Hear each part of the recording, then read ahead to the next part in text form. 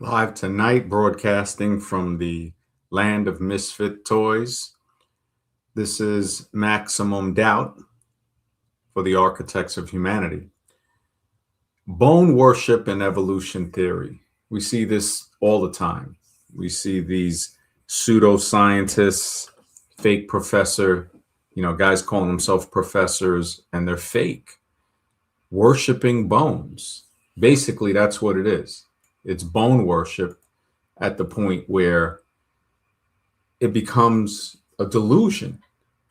There are people that are still trying to put in their preconceived notions and say they know how life began based on assumptions that have already been disproven with mathematics, logic, and reason. The scientific method is not used in the theory of evolution. It's actually reduced to a hypothesis.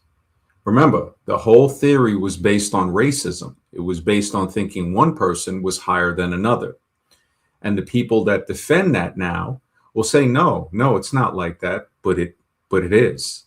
That's exactly what it is. The Descent of Man, written by their Pope, Charles Darwin, called basically for the extermination. If anybody reads the book, he'll say, oh, no time, a time far in the future, but not less than a century, no less than 100 years. The fact that he put that in there is just, it's horrible, to where there wouldn't be no primates in between from a baboon to a man. And what they considered to be a man, we know, was the one at the front of the fake chart called the March of Progress of all things. Everybody's seen that chart with the fake apes going into a tall man. Horrible, but that's what they put out there. And I'm surprised people don't notice this. Well, remember, Stephen from Django is not a fictional character. Neither was Django. They had a lot of Djangos out there, but they don't like people to know about that because it tells you that you can rebel against the system and win. Like Ona Judge, one of the people George Washington tried to enslave, a woman, a young girl. I mean, what type of horrible stuff is that? Somebody trying to basically kidnap a young girl, enslave her. It kind of sounds like what's going on with the president today. Nothing has really changed. This is still the same plantation, different faces. And Stephen from Django is there. The Leonardo DiCaprio character from Candyland, that exists. I mean, you look at Mississippi and Alabama, you can talk to some people from there, and you'll receive some verification that's horrifying. And all of this hatred, all of this push to say some people are less than others is to justify the great pillage and plunder of Africa as well. When people say, oh, well, why didn't Africa develop? You see, they're still basically in the Stone Age. That's your typical spoiled evolutionist that has never, ever had to experience the discrimination on a level that other people have. We see this. It's a privilege beyond privilege. Make somebody spoiled to the point of being rotten. And when you talk with these guys that believe in the religion of evolution, they'll act as if you're not scientific. Remember, this is coming from that uppity type attitude, thinking that somebody is better than another.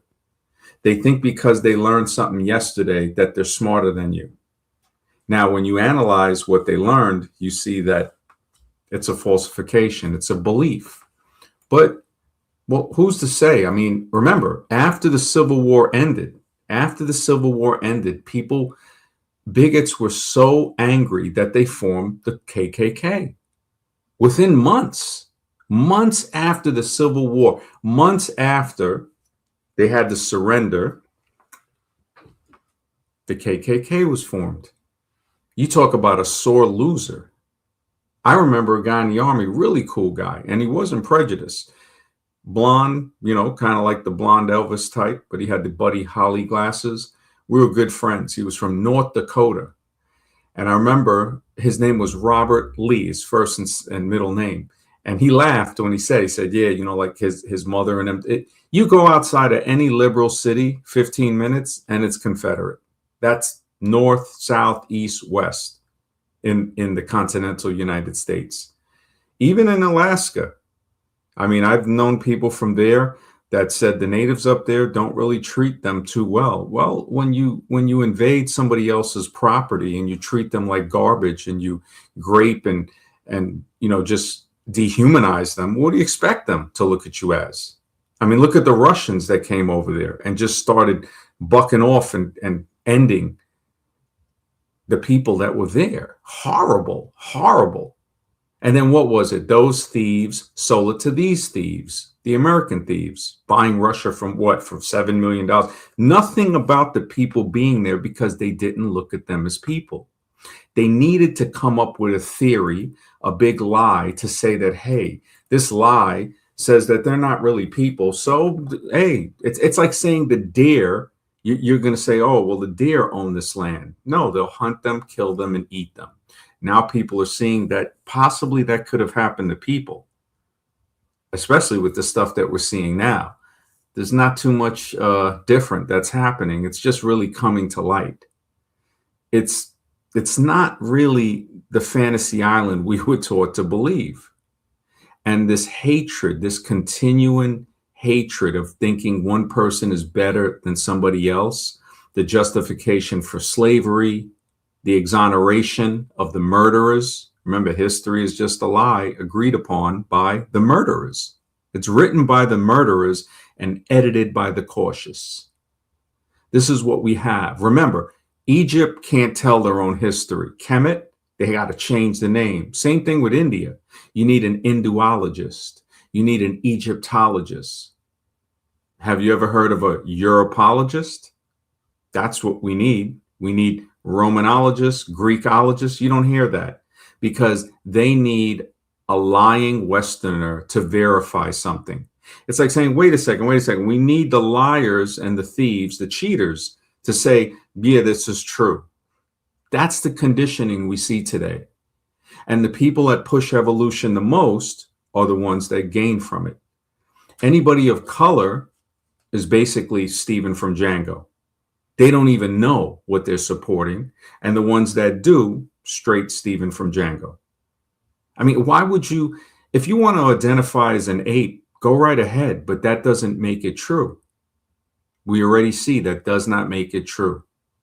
These people, I remember seeing one earlier today, and the guy was like, when we were fish, when we used to be fish, I was like, man, this is almost to the point of sickening because they're pushing kids to say, yeah, it's true to pass the test to get out of the prison school.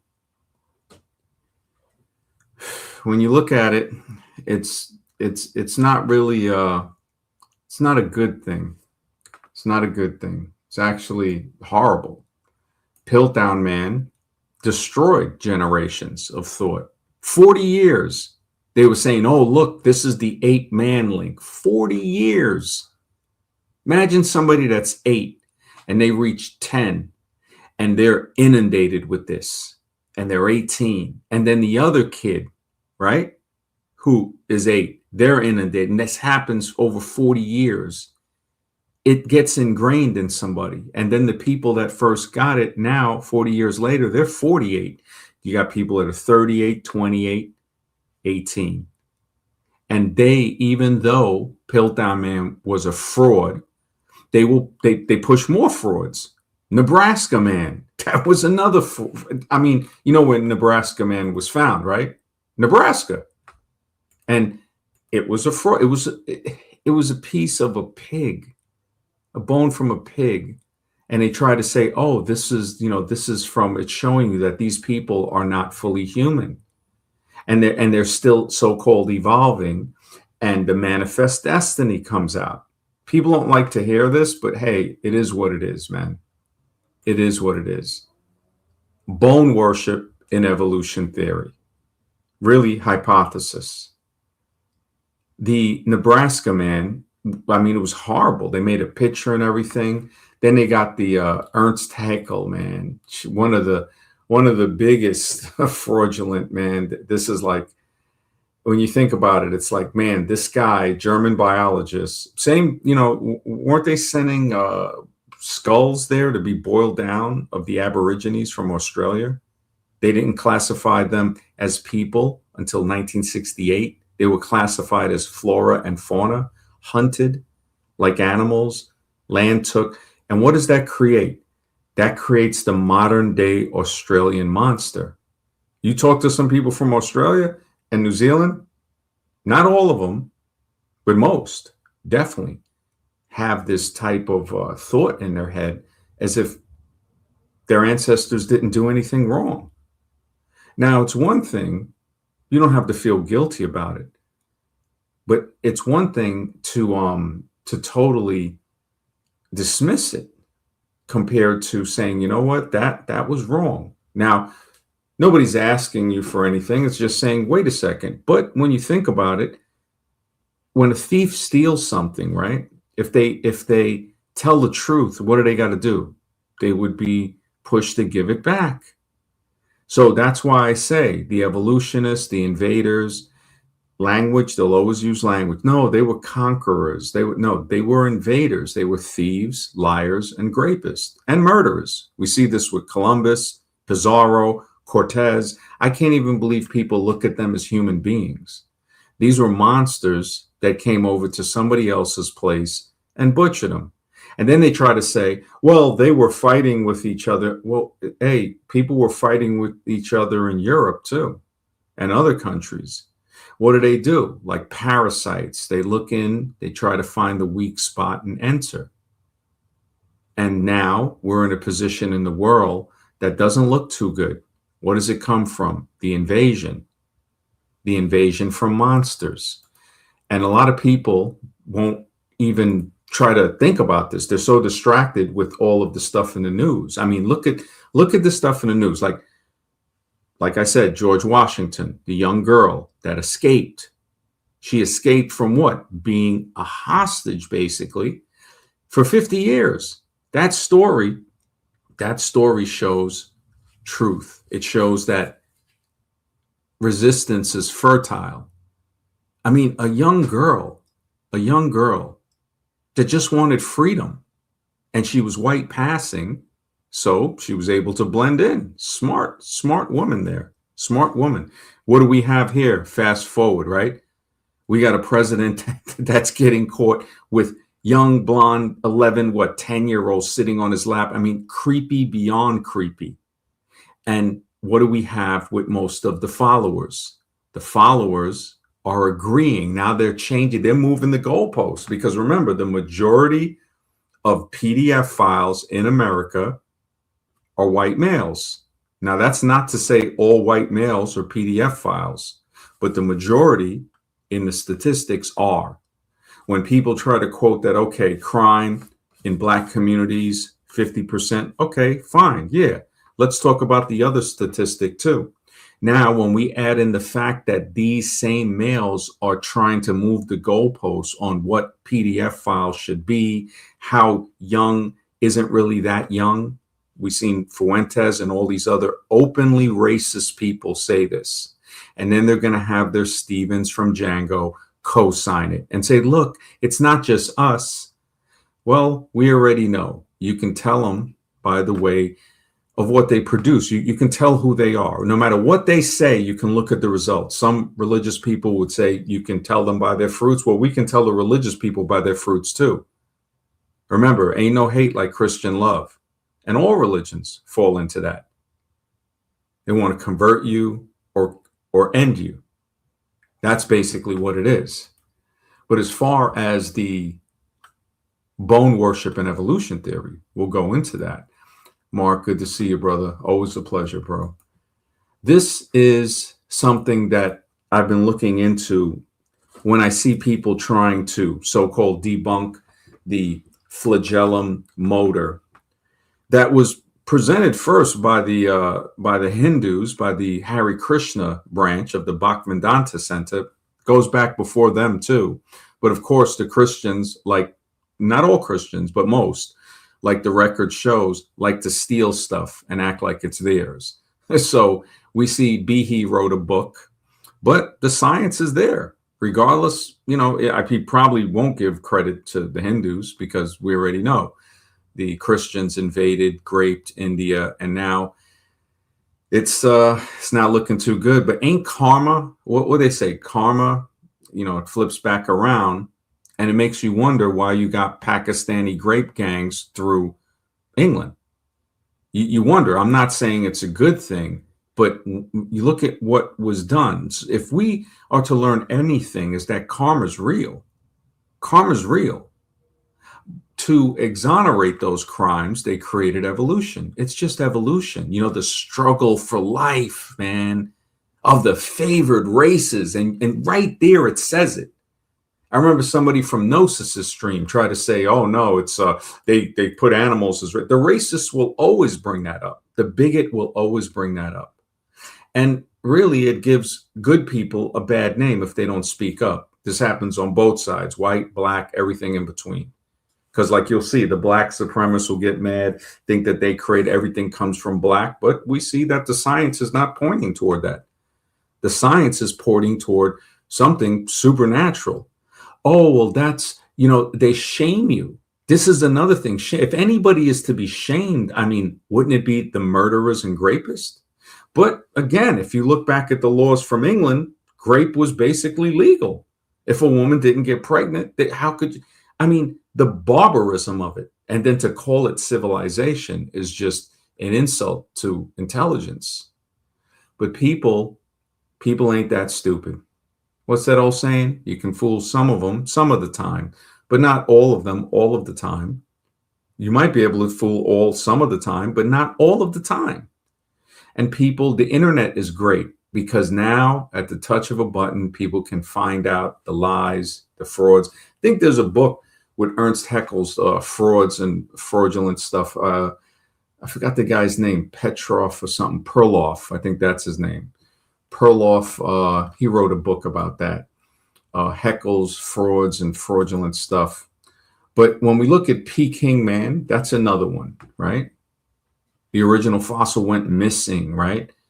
And it's like those tapes from the moon went missing, right? They don't even say it. They say they destroyed them. So they look, man, don't even ask me to look for it.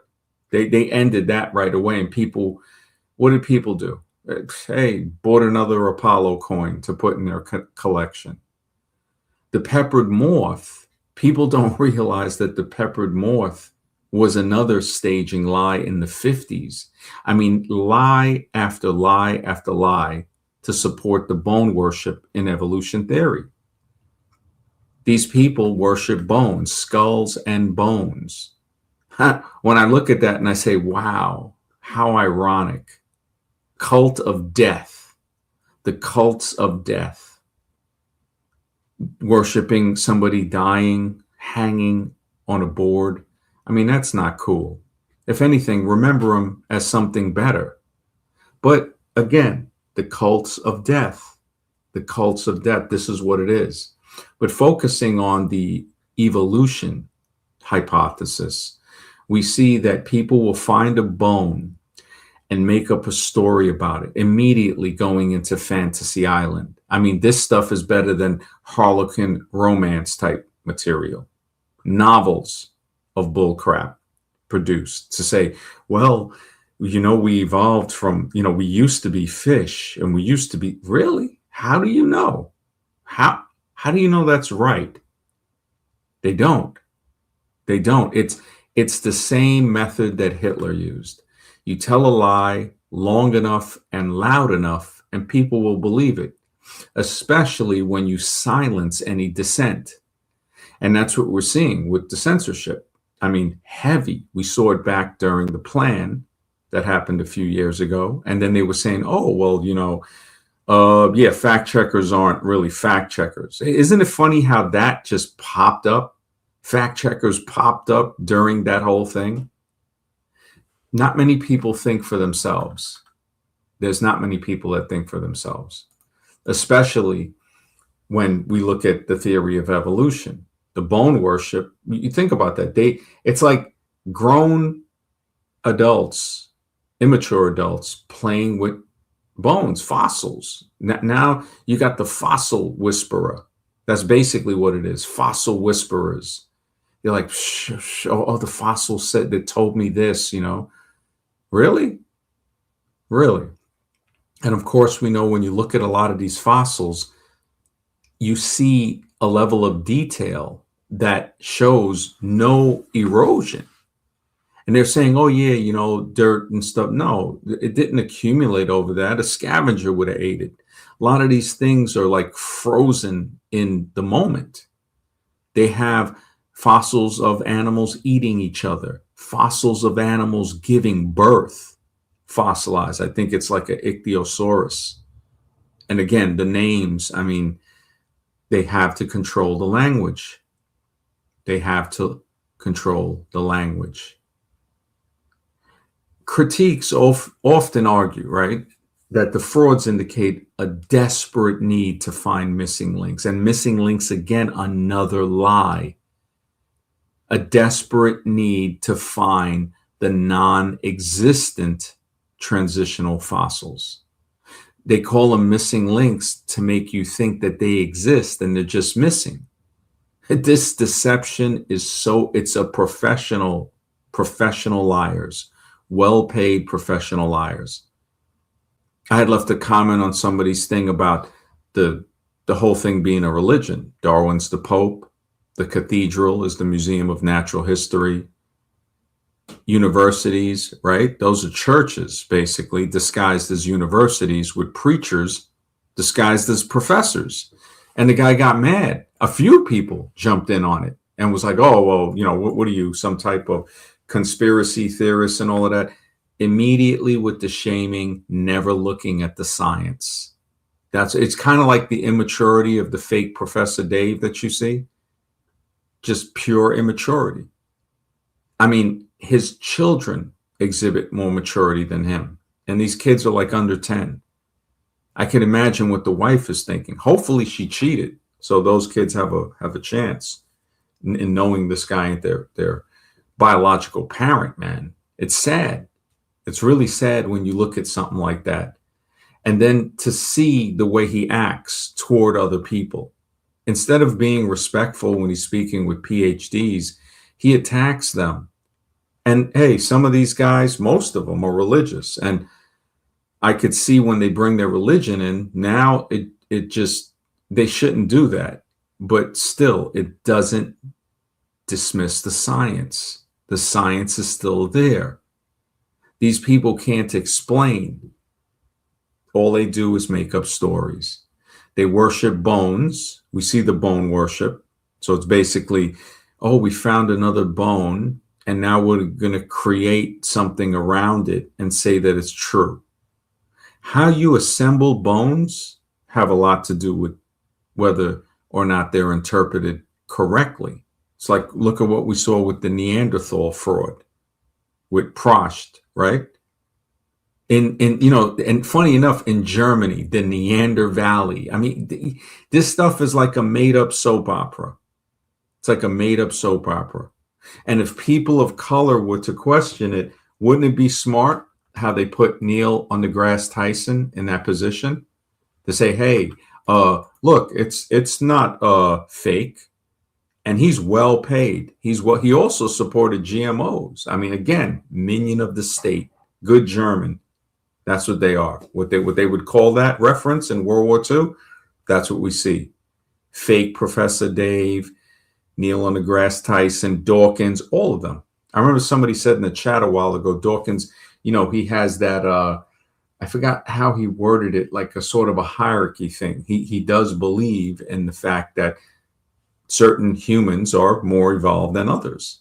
This is what the theory was for, to say, look, Africa, the way it is now, it's not because of the rape, pillage, and plunder. Like, look at Gaddafi.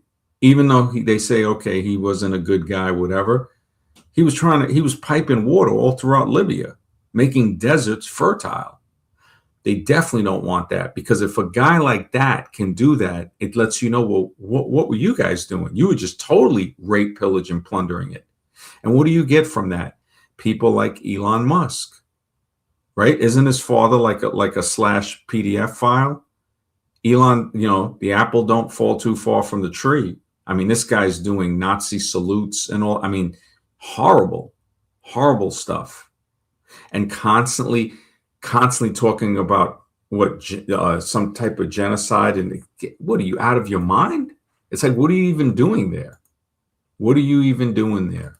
Oh, that's what it is. You're struggling. You're struggling for the preservation of the favored races in the struggle for life.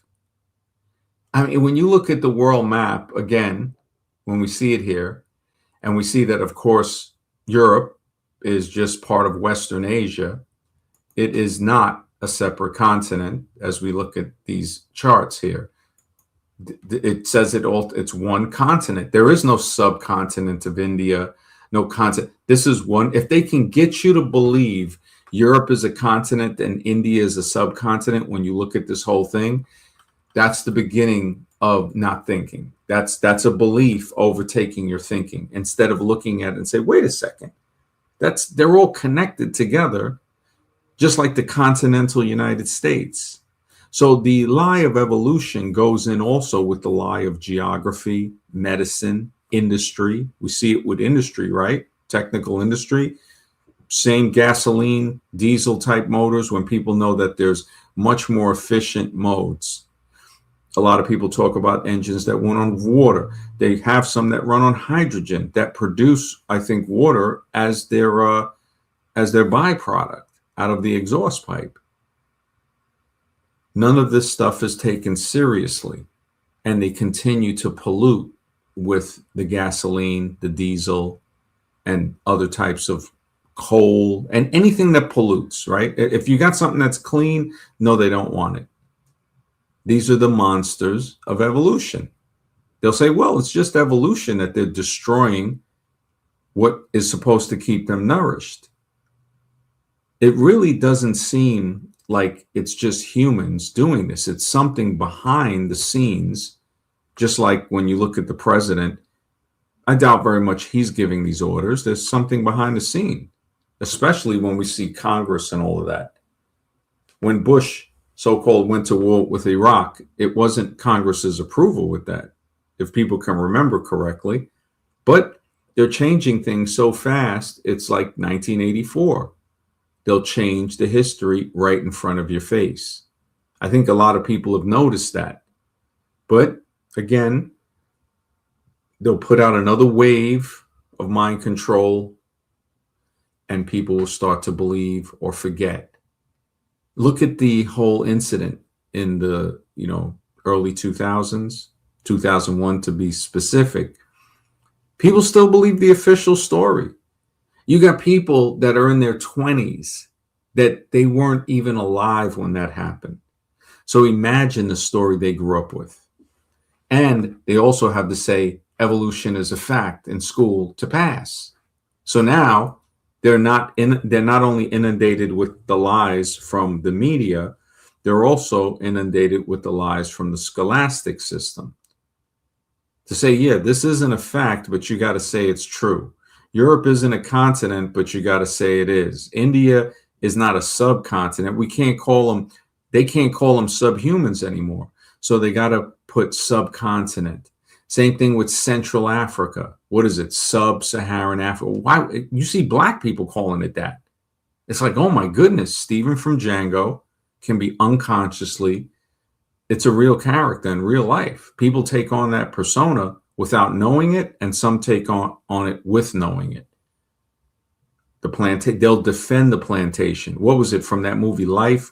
The one black guy that helped the prison owner, and he was a gun line boss, right? He's like, gun line boss. Anybody cross that gun line, the black guy would shoot you. That's like, we see that today. We see that today. It's like the picture I posted with from Ilya Petin, I think, with the arrest of the propagandist. And he's looking at, you can see the intensity and the stare of the eyes, if you look at it up close, at the people he was trying to save betrayed him. The people he was trying to save betrayed him. This is what I say about anybody trying to save a whole people. Not all this whole people is the same people. People within that will betray you. Trust doesn't have a color. Trust has an action. It's what people do, not what they say. And that's how you know whether or not you can trust somebody. And we see that to be true. We see people of different colors that have helped each other, trusted each other, and we see people of the same look betray each other. So it actually proves the statement to be true. That's how you think, just for a couple of seconds of thinking, and you can figure out like, oh, wow, so that's how I figure it out if it's true. The bone worship in evolution theory, we see that can easily be debunked. Somebody finds a bone and then they say, well, these people moved from this area to this area. And it's a whole story, just like Nebraska, man. When they found that bone, it was crazy. They drew pictures, environments, even a female counterpart, and then realized, oh, that's from a pig. I think it was Hespopithecus or something like that. And then people forgot about it, especially the bone worshipers. The bone worshipers, all they know is Piltdown Man. They'll say, oh, well, that's the only one. Again, they have to continually lie to keep it alive. Once the truth is told, the house of cards falls. We see that. But how many times does somebody have to lie before a person stops trusting them? I don't know. It's like, how many licks does it take to get to the center of a Tootsie Roll Pop?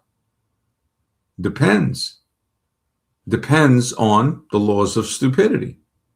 Bonhoeffer and Cipolla were right about that. They were very much right about that. And this has to do a lot with the theory of evolution. I had actually, I was reading Bonhoeffer's PDF. Anybody can find it for free online. And the theory of stupidity by Bonhoeffer, right? It was taken from a circular letter addressing many topics, right? He wrote to 3 friends and co-workers in a conspiracy against Hitler, from what they say, conspiracy. And on the 10th anniversary of Hitler's accession to the chancellorship of Germany, right? So you're looking at this in a time that was very tumultuous. And he was saying stupidity is more dangerous. It's a more dangerous enemy of the good than malice. You can protest against evil. It can be exposed, if need be, prevented by use of force. Evil always carries within itself the germ of its own subversion, in that it leaves behind in human beings at least a sense of unease. Against stupidity, we are defenseless. Neither protest nor the use of force accomplish anything here. Reason falls on deaf ears.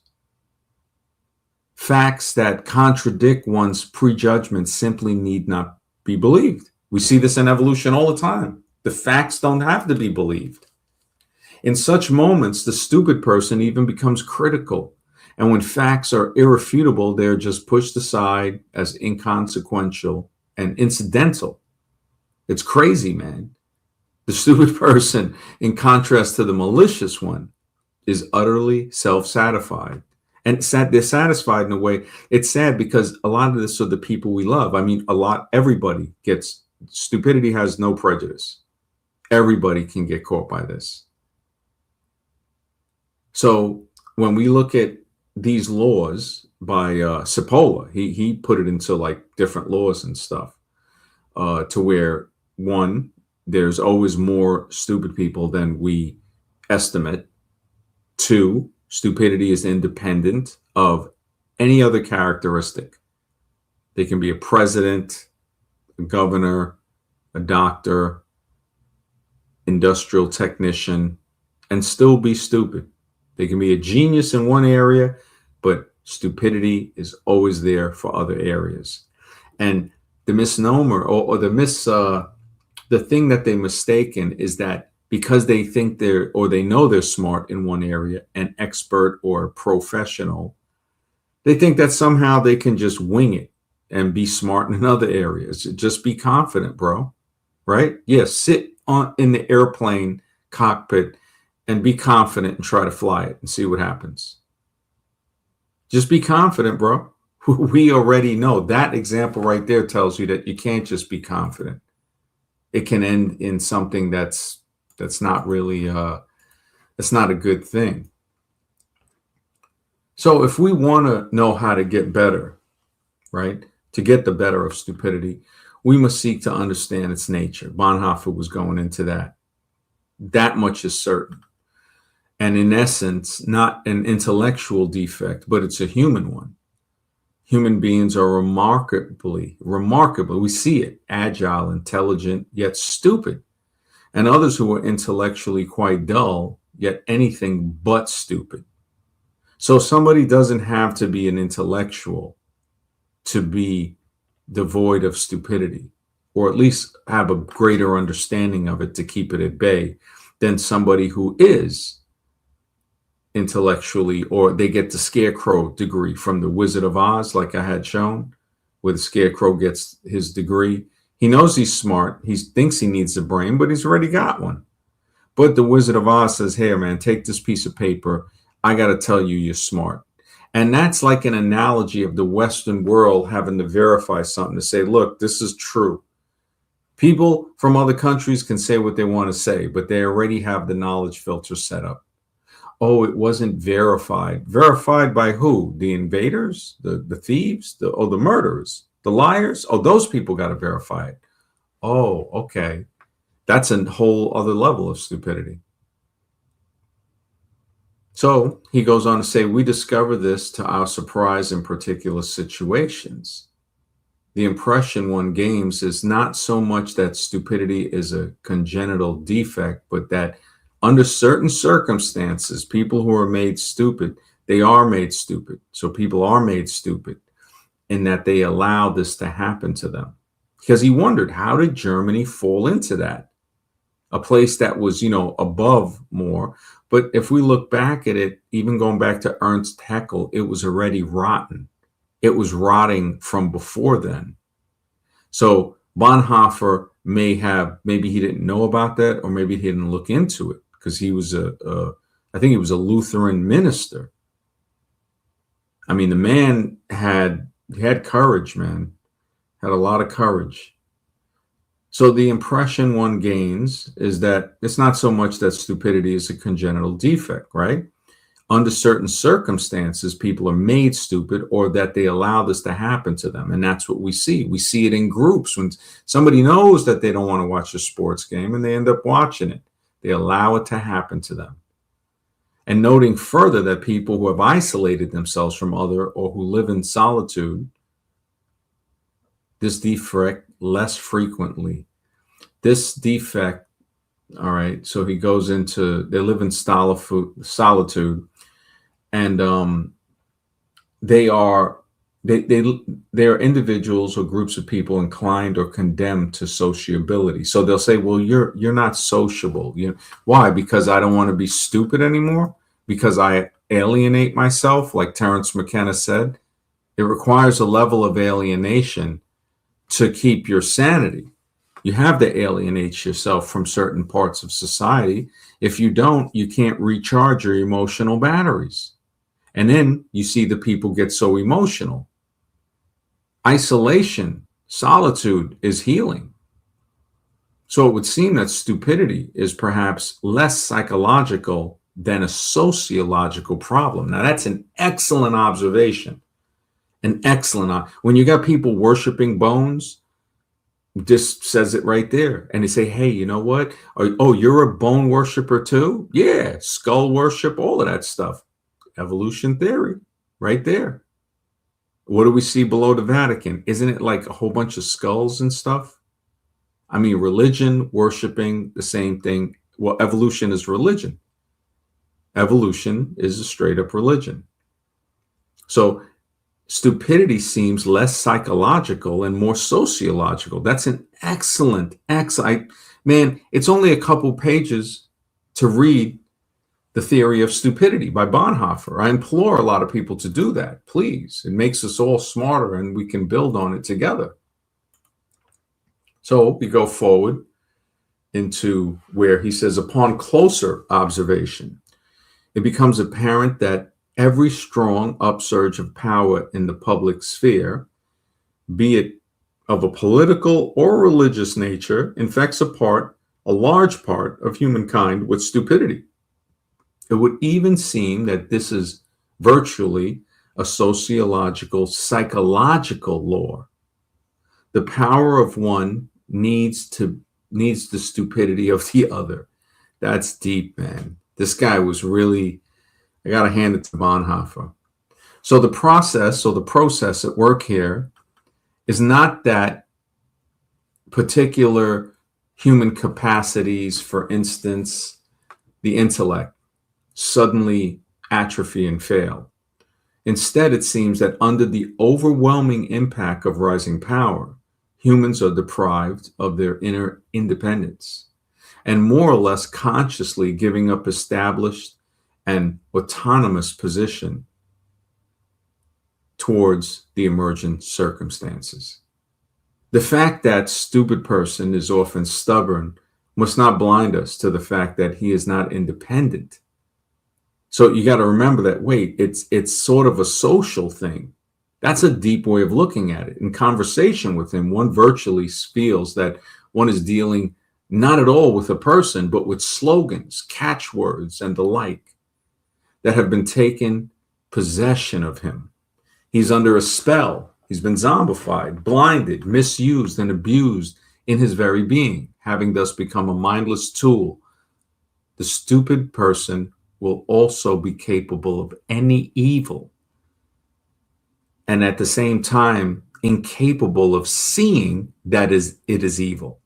And this is what he was talking about, the guards at the concentration camp, that they're capable of any evil, which I think they hung them, and they didn't even see that it is evil. And this is where the danger of diabolical misuse lurks.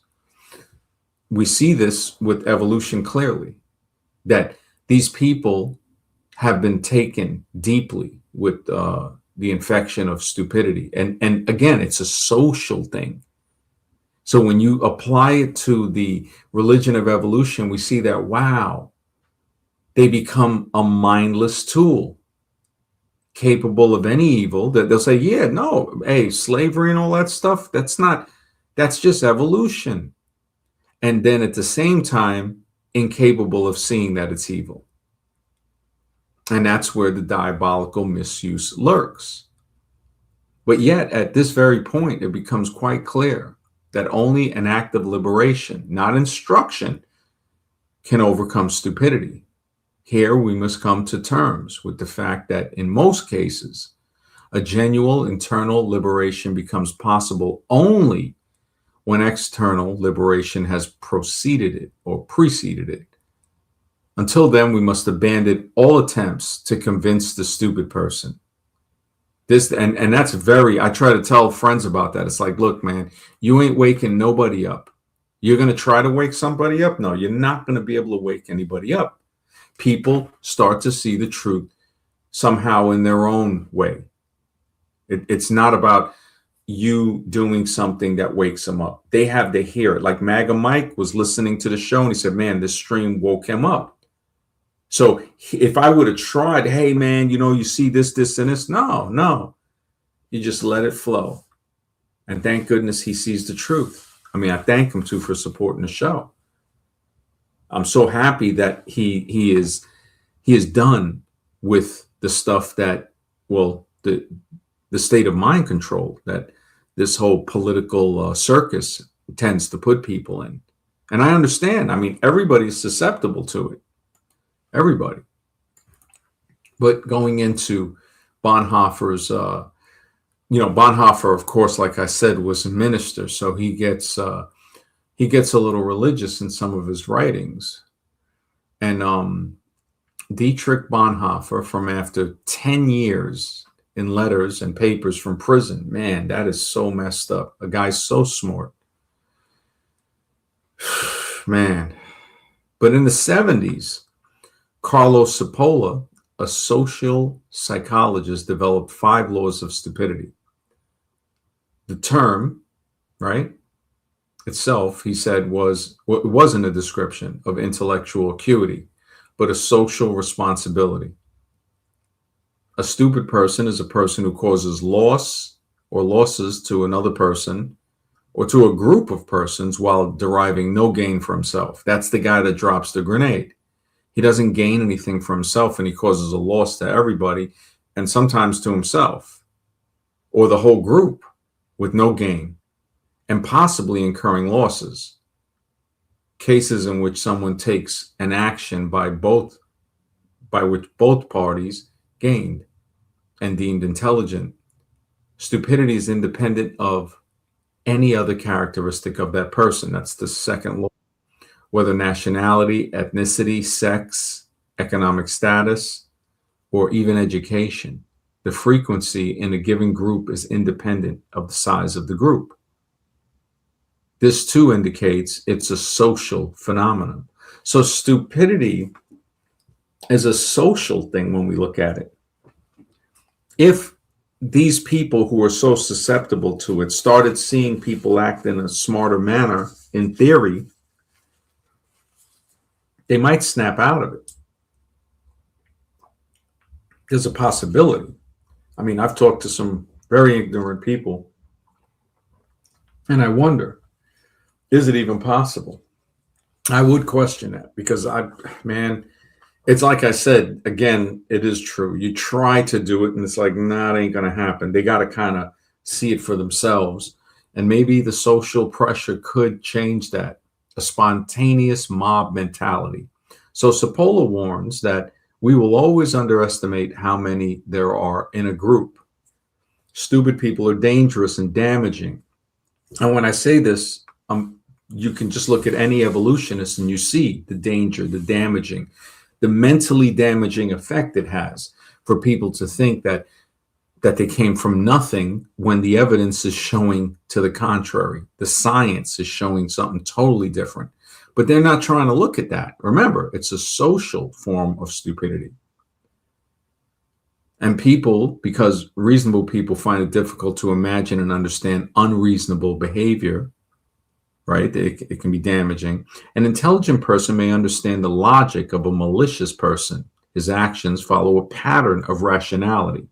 But a stupid creature will harass you for no reason, for no advantage, without any plan or scheme, and at the most improbable times and places. So right when you're doing something important, we've seen this happen. I'm pretty sure everybody has experienced it. You're doing something and a stupid person comes and interrupts you. And it's like, wow, you have no respect.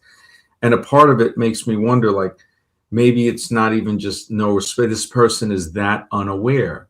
These are what I call the awareless. They're unaware. It's like they don't even know. They don't even know. They're incapable of seeing the evil or the wrong that they're pushing. You have no rational way of telling if, when, how, or why the stupid creature attacks. Cipolla is raw. Cipolla is raw. He went in. Bonhoeffer set it up. Cipolla went in. Because the stupid person's actions do not conform to the rules of rationality. This is what we see in evolution bone worship. The skull worshippers of evolution, they don't conform to the rules of rationality. It follows that we are generally caught by surprise by the attack. We cannot mount a rational defense because the attack itself lacks any rational structure. And this is why you can't just go on debating evolutionists, because they are at a level of stupidity where they won't even look at the evidence. It's like the people that wouldn't look through the telescope when Galileo was trying to say, look, man, check this out. And they're like, nah. Non-stupid people constantly forget that at all times and places and under any circumstances, dealing with or associating with stupid people always turns out to be a costly mistake. And I don't know if any of you people listening have experienced this. Oh, Scribe, what's up, man?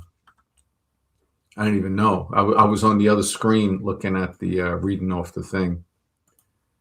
I don't know if you're here. Okay. So non-stupid people constantly forget that, right? And it can turn out to be a costly mistake. And it's like we will always underestimate how many in the group. They're damaging, they're dangerous, because reasonable people find it difficult to imagine and understand unreasonable behavior. You say, wait a minute, that's unreasonable. Why would you do? Oh, you're stupid. That's what it is. And it grips us all. Now that we know, maybe we can be aware of it. An intelligent person may understand the logic of a malicious person, his actions, right? They do follow a rationality.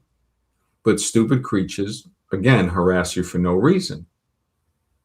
And we cannot mount a rational defense because the attack itself lacks any rational structure. We almost have to think in that manner, but then we become just like them. Yet our compassion, mercy for these stupid creatures may lead us to put them in positions where they can exercise authority over others, family members that we love, relatives. We enable them to hurt themselves and others. We hope to give them a sense of self-worth that will overcome their stupidity. We think it's an issue of education or life experience, that they're victims of circumstance and not innately stupid. And I struggle with this when I think about it, like with some people that I've cared about. Thus, we help them rise to power, as with Hitler and Stalin, even allowing them to make our regulations and laws. We see this, what's happening in this country, and to enforce them. But in truth, this never accrues to the welfare of a society. Instead, it leads to its downfall.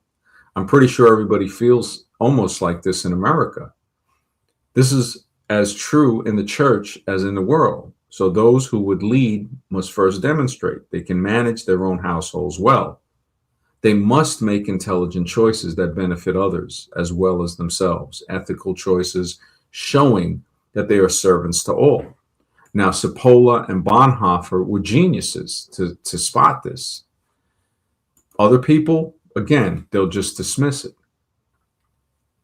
But yeah, that. I'm gonna walk away for a second. You hear me? Yeah, I was just going over. I read the parts of Bonhoeffer and Cipolla for the Laws of Stupidity, and it's pretty deep because it shows that it's like more of a social thing.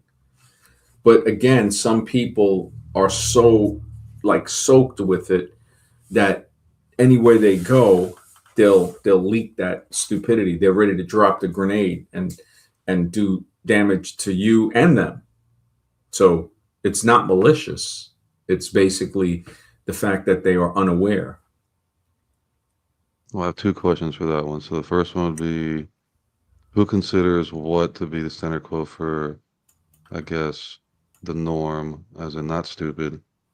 And then the second one would be, how do we know something is real, or that group or that thing or that sector or those things or those scientific things are real versus these things which makes them stupid? Or, and then you have the other thing you're talking about, that this person just does, it's just bad luck. They just have some weird thing about them. I'm not talking about that. I'm talking about just when you say someone's stupid, whether they believe something, they're on one side with science or religion or whatever it is, atheist. When you put those together, you're just going to have a big fight, a war. Each one's going to call each other stupid because you're not aware of this, you're not aware of that, you're not aware of that book, or you're not aware of, each one's going to have its own thing. So how do you handle that? Like, who has the status quo for that? Who can say, okay, this group over here are idiots. We're the ones over here who are the correct ones. Well, like how Bonhoeffer was saying, stupidity doesn't seem to be more of something that's inherent. It seems to be more of something it's a social problem more than a psychological. Now, you have some people that might not be as quick as others, but the stupidity factor is really of being unaware. So they're awareless. So like we can easily see it in the in the example of the guy who he's on your side, but he drops the grenade. The enemy couldn't do damage like that. And the thing is that he's not benefiting from it. He's offing himself and everybody else. So he's so unaware that he doesn't realize, like, look, man, you have to keep this thing. This is why we had to go through so much training. And it's like, look, man, when that pin is pulled, this is a danger zone now. You have to be very careful. And when you throw it between 1 and 4 seconds, it's going to explode. And it's a very powerful device. You better have something to hide behind. That's like a tree or a bunker or something like that, because it will disperse shrapnel in a 360-degree manner.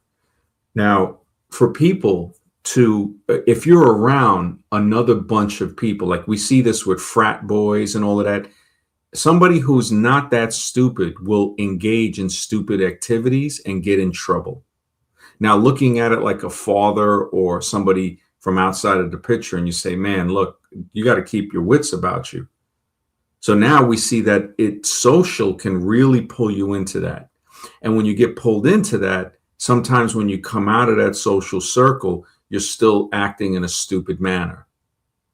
We see this with people. They come home from college and they're still an idiot. So maybe, like he's saying, that social change, like when you see everybody around you acting in a certain way, it has a way with keeping that person in line. But if that person is just not able to see it, they are more of a threat than somebody who's evil. And this to see is like you have to test somebody and watch them when you test them, like saying, okay, I want you to cut up these vegetables. And when you see them cutting it up, or like the people that were cutting meat, and then they cut watermelon with the same knife they cut the raw meat with, and it was at a buffet, and somebody's child, it was like 3 or 4, ate the watermelon and got sick and died because the bacteria from the raw meat was on the watermelon. So you say, oh my God, how could you be so stupid? So you look at that and you say, man, what the heck? Now, this person might have just been an idiot. Most likely they didn't maliciously do it. Laziness can cause that as well. To say, look, man, you can't be doing that. Some people think they can get away. Negligence. Yeah, negligence is another one. So you can see the negligence can do it. So there's many different increments of this. Like my friend, he'll say stuff. We'll be out, and I'm like, look, man, don't chill out, man. And he gets this stuff from the internet. And sometimes I got to tell him, but sometimes I can't chill with him. He was going to some type of protest thing with his girl. And I said, wasn't that the girl that wanted to turn you in for not getting the jab? And he's like, oh, and I think he had me on speakerphone. He's like, I got to go. And, I hung it up. And I was like, his stupidity. And this was beautiful because I thought about it. I said, good. His own stupidity of put me on speakerphone, because I don't care if somebody puts me on speakerphone or whatever. People can play back stuff. Yeah, I said that. I'm a man. I stand by what I say. And if it's wrong, I'll correct it. That's what men do. But we don't see men. In evolution, there are no men. The evolution theory believers, no, you're looking at immature, full-grown, immature males. We see this in religion as well. Well, evolution is a religion. So that's the most scariest thing about evolution. It has a way of shape-shifting as if it's science.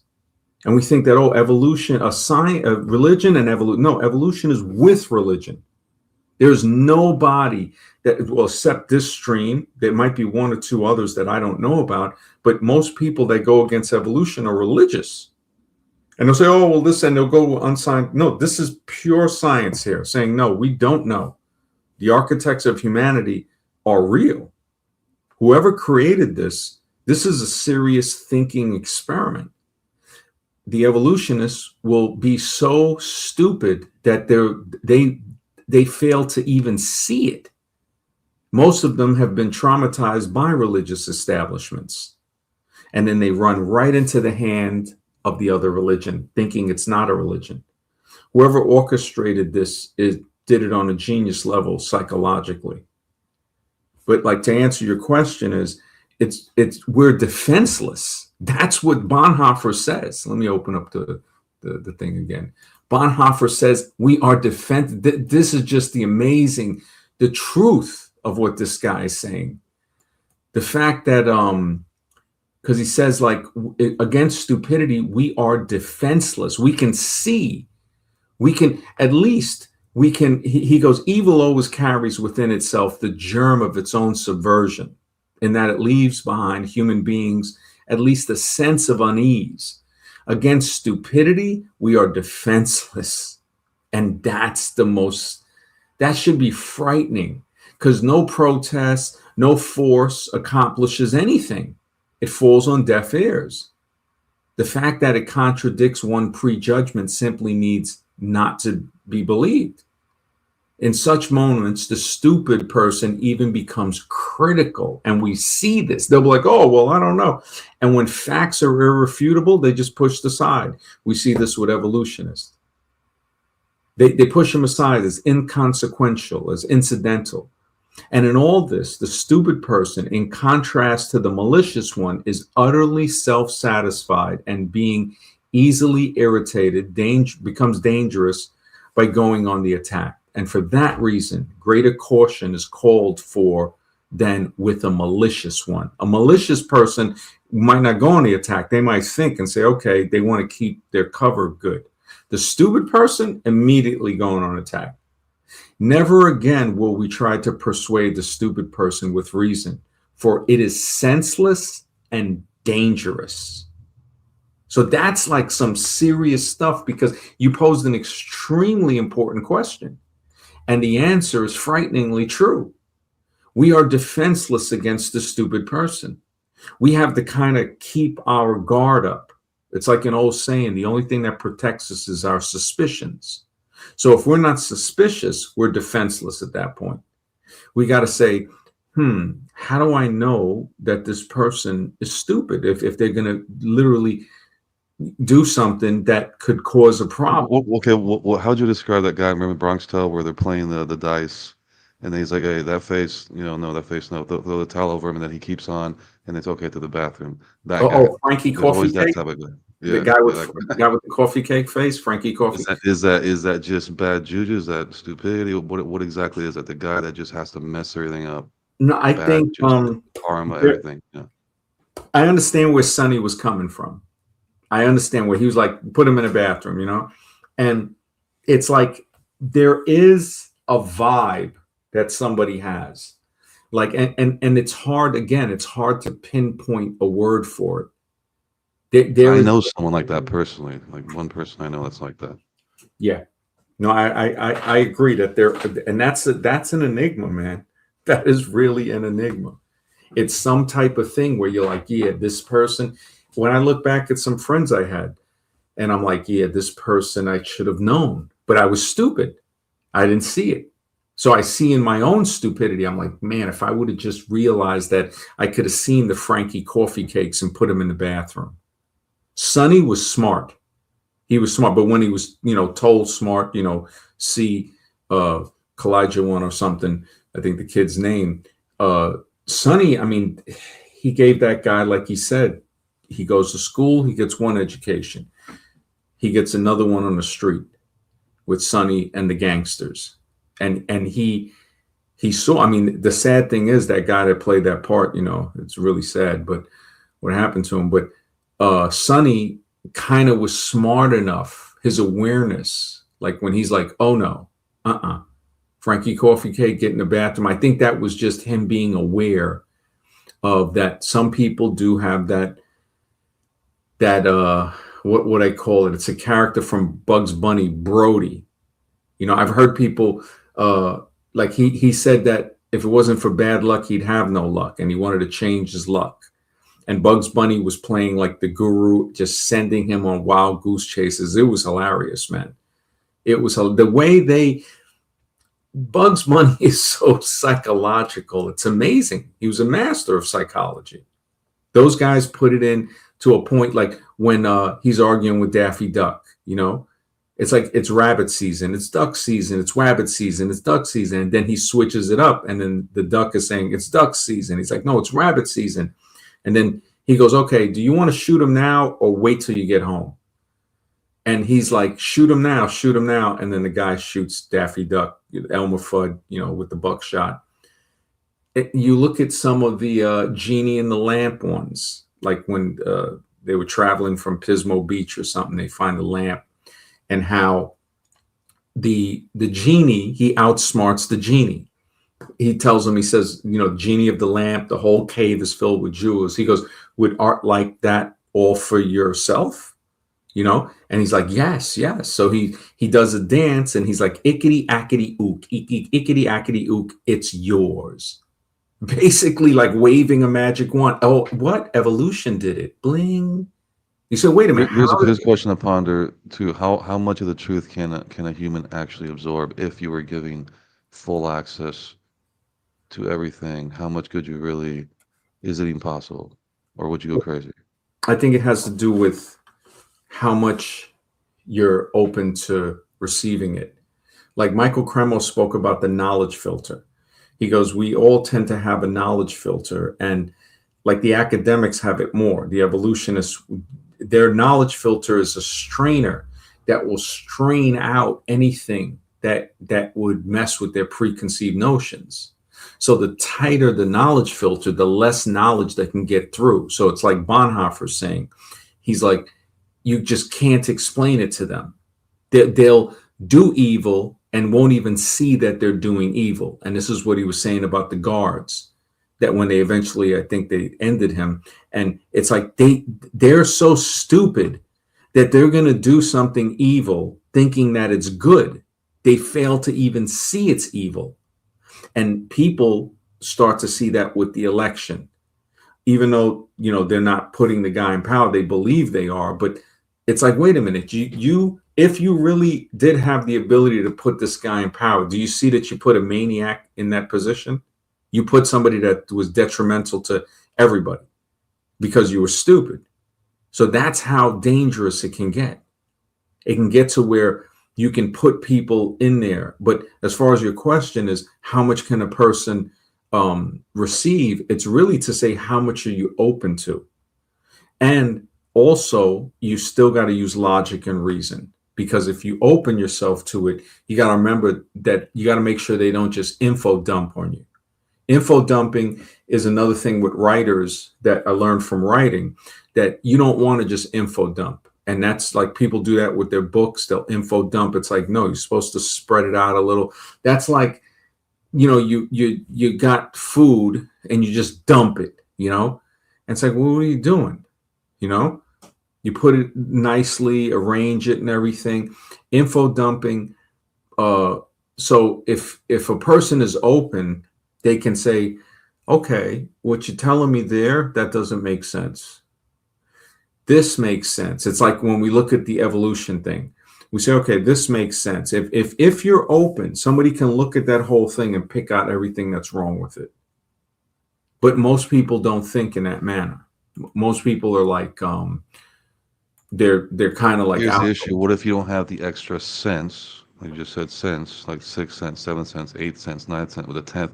What if you don't have the faculties to even absorb that or understand it, or even, ponder the idea in the first place? If you don't have those extra, I would say, abilities to be able to see something, or telepathy, or something that allows you to see something for what it is, not based on words or numbers or anything slow to understand, something that's instantaneous. It's understood, like the Matrix thing. Once you can't be told, you have to experience it, type of thing. So I don't think it's something that can be explained. Or how's that? At that point, I think you would have to wait. The person would wait until they get a moment of awareness or an experience. They have to stay stupid until that point.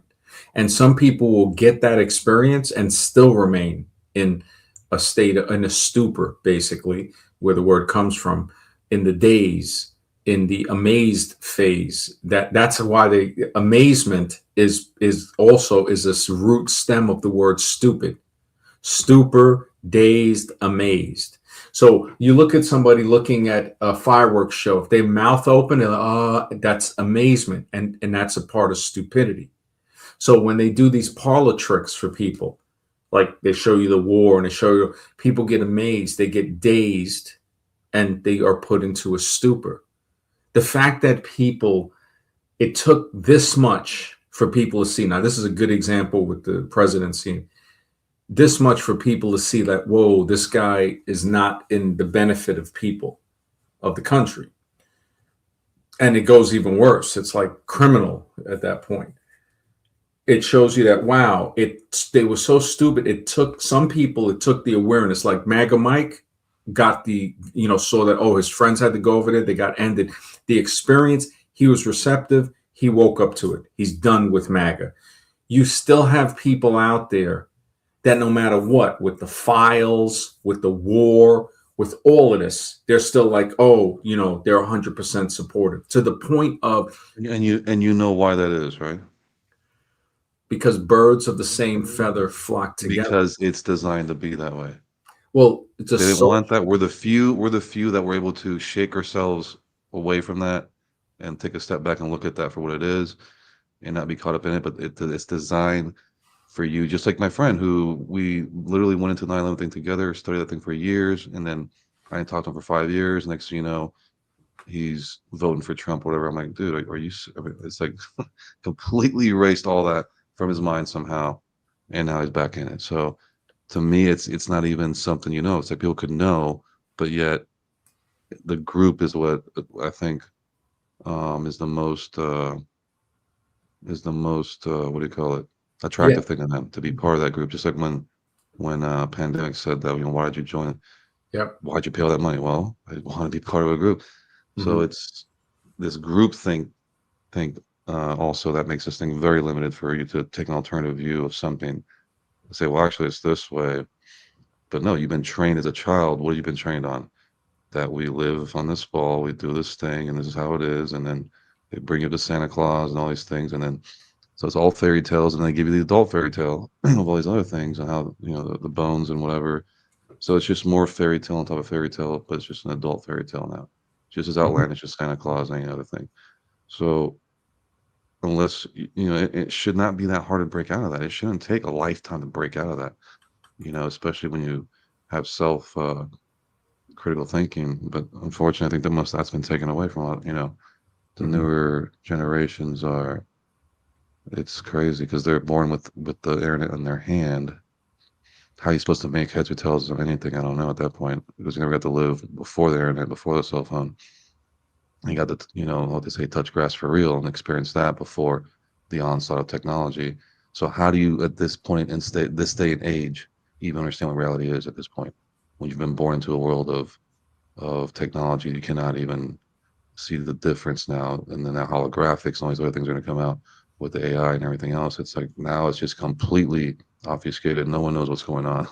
It could be whatever you want it to be and put on these glasses and you can do whatever you want. It's like at that point, why would anyone care? Just like the Wally movie, you have these fat people jacked in. All they're doing all day is jacked in, and they sit there in their lawn chairs or whatever, and these things come by with food. They eat all day, jacked in, whatever, and that's it. That's their whole life existence. They don't do anything else. But to them, that's reality. But to us, that looks insane, right? So is that stupid? Is that what? Being stuck in that Remember, particular situation, being bred to be that way? Being bred to be that way looks like that's what it is. well, bred, but how do you breed them? You breed them like how Bonhoeffer was saying. It's more of a sociological problem than a psychological problem. The normal way, which it's not adhering to rational, is to think, well, stupidity is psychological. But he saw that it's more sociological, which is what you're saying. The movie Wally, it was social. All the people were in the chairs. The Trump thing, it's social. So the people that isolate solitude and get to think like how we're all aware, we know how to step back and look at the picture. We They, don't know. All we can do is step back and look. At least we have that power that most people don't take the time to do and analyze. We're still saying, well, we heard these things, we grew up with these things, but now that I know majority of everything I hear is a lie, pretty much everything, I have to go back and relearn everything with an open mind. But now I have to teach myself. I don't have a teacher to do, oh, well, you missed this, you missed that. Now it's your responsibility to go out there and actually teach that yourself. So is that the life's lesson? if there's a life lesson, I think that would be the number one life lesson, right? Well, yeah. Versus, oh, I I'm the mean, best doctor, I'm the best lawyer, I'm the best, ball chaser or whatever. That they think those are dynasties and, legacies and all that. What about the guys who woke up, and stood up to the truth and, deciphered reality itself? I mean, is that's basically what we're trying to do here? mhm. And Bonhoeffer not very many people are, doing that. But he risked his life for that, and he basically he didn't realize that what he was saying, he was even subjected to stupidity, because it's like, bro, it's like the picture I posted in a community post by Patton, who got betrayed, the arrest of the propagandist. So that's how Bonhoeffer got arrested. The same people he was trying to help is the same people that turned him in. I mean, if you're in the church preaching at the pulpit and you see the SS is in the church, they made a movie. I don't know if they finished it about Bonhoeffer just recently. And he's saying not even the Fuhrer. Of course they're going to arrest him. I mean, it's like being at the presidential cabinet and speaking out against the president. They could arrest you. So the smart thing would be is not to say anything. The smart stupidity grasps a hold of all of us. It's like when my friend goes, "Oh, they're going." I said, "What are you? I don't want to. What are you, crazy? I've never protested in my life. That doesn't. I protest with my dollar. What you buy, it's. I remember the doctor I know. He said every time I buy something, it feels like I vote yes for the system. And he told me this over 20 years ago, and I was like, wow, this is how aware we were during 2001. He was the only one. He goes, "You seen what the government did?" I said, "Yeah, man." And it was like it took over a year to 2 years before people started waking up. I knew honestly, the day. I don't even think that's correct either. The government, the Well, government is basically a hub for that. I don't think it came from them as far as who called the shots. I think it came from overseas somewhere we all know about. So, but yeah. yeah. I mean, I do see where there's something behind it, clearly. But people have different ways of waking up. It's like if you're receptive, okay, Mr. X, he came on the show, and this was a few years ago. He said he didn't know about Building 7. But once we mentioned it, bang, he automatically accepted it. You have other people that are still fighting to accept that the first two was a setup. He knew, okay, the first two, yeah, they're lying, but he didn't know somehow about Building 7. But it wasn't like he was like, oh, that's not true. He was open and was like, wow, that's amazing. So you have people that will accept that and people that might not. And I haven't really met too many people that know about, the first two that don't know about Building 7. But if we take it into the context of evolution, you have some people that will question it. It's far and few, because remember, it's a social thing. So if we look at stupidity to an extent, not always, let's say 80% social, 20% might be psychological. And we say Mr. X is in our group. So now he's in the right social group. So it's easy for him to see it. I think even if he was in the wrong one, he would be the guy that stands out and says no, because he's very aware. I mean, he poses some questions with evolution. I mean, Edgar was telling me, he goes, "Yo, Mr. X is on point, bro." He drops some statements that are it's just bone crushing on evolutionists about the supernatural and all of that. And I'm like, wow, Mr. X is such a great addition. Jake, too, he came on last night. Sons of Space was on last night, bringing some knowledge. And when we're in this social circle, we start to keep each other smart. The only stupid person that was really keeping it down was Jose. And we saw how it was detrimental. It's like he came on here, you got veterans, right? And he's calling people cowards. So it was like, bro, you got to be stupid because you forgot where you're at. It's like one thing, you can try to insult a person personally. Okay, fine, whatever. I can take criticism.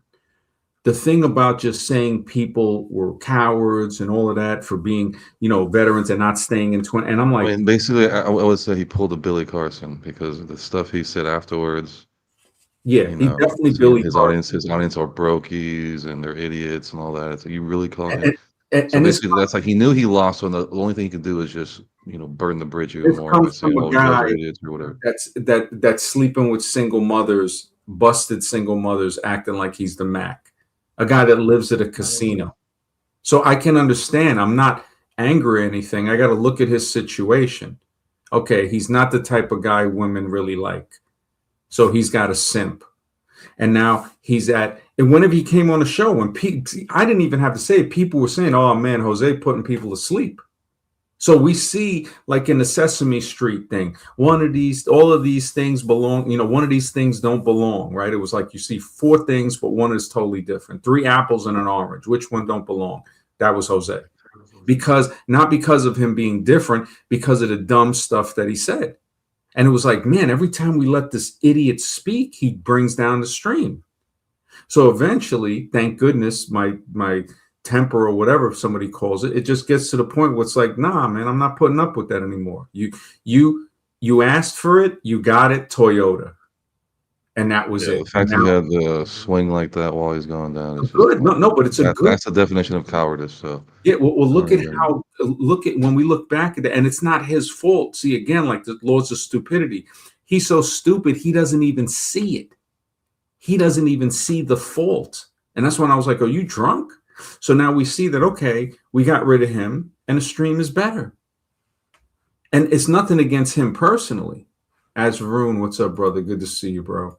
And it just, the laws of stupidity. Well, So Jamal did hold his from what he told me. It's like, Jamal held his feet. Jamal, it kind of really, I'm glad he did that.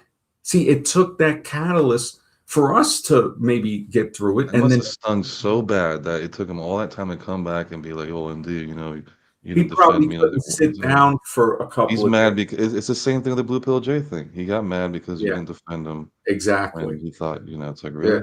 Blue Citizen Pill J Dragon's there. They straight, know. yeah, immediately was wearing a dress and gonna act like, it's like, bro, I don't know what your mother told you. I'm not your daddy. And it's like the fact that I told him, look, man, what are you talking to me about it for? And I know it had to do with racial stuff too, because him and his crew is very prejudiced. And on the black side, you see white racists and you see black racists. And it's like, what, you got a problem with Scribe? Well, then we're going to have a problem then. They think that, oh, well, what, I'm going to side with them? I'm going to side with who's right, no matter what color they are. I'm siding with the right. And if that means not being cool with him, great. That's the trash taking itself out. Saves me the trouble of it. So I've gotten to the point where I can see the stupidity every time, like how Bonhoeffer and Cipolla saying, every time I try to override that and help the stupid person, I pay for it dearly. I pay for it. Look at Dippin, pure, unadulterated dumbass. I tried to help him so much, he literally sided with the enemy and turned against. And I was like, look at that. That's what you get for helping Well, stupid people. in his case, when you have mental illness on that degree, it's not really, Nah, there's his nothing is you're gonna be able to do like that. it's so sad because He's too easily manipulated. Hollywood could easily tell him, hey, no, whatever not, it is, no, make up something, he'll believe it. well, that's Like the you thing. said something or whatever. Yeah, he did that at Well, one time. anybody, again, yeah, he does do this. The fact that he paid $2,000 to dating coach, I mean, that right there, it's like you have to be stupid. And this is where the malicious or the less stupid take advantage of the more stupid. We see it in the whole dating field and all of that. It's sad. It's really sad. We see it with the Fuentes and all of that. So now people see, again, now that's a good example that people might awaken and say, wait a second. Like with the racists that might have agreed with him that aren't PDF files, which most of them are, might have said, nah, man, I ain't with that. But the majority might have just went along. I mean, people were making videos supporting that stuff. And I was like, holy smokes, which shows me again, Bonhoeffer has a pretty good grasp on the social. It's a sociological problem, a little bit, well, much more than a psychological. Not to say that it isn't psychological in any sense, but it's more sociological. And when we look at it, we start to say, oh, okay, we do see that, because when we get cool people on the stream, we start to have a pretty good conversation. Red Blur, good to see you, brother. So with Jose coming on, he would always lag down the stream. And the good thing is that Jake would come on like the guard dog and kind of test them. Jamal just demolished it. And then he tried to blame me for it, to show you that he didn't even know. He was so disorientated.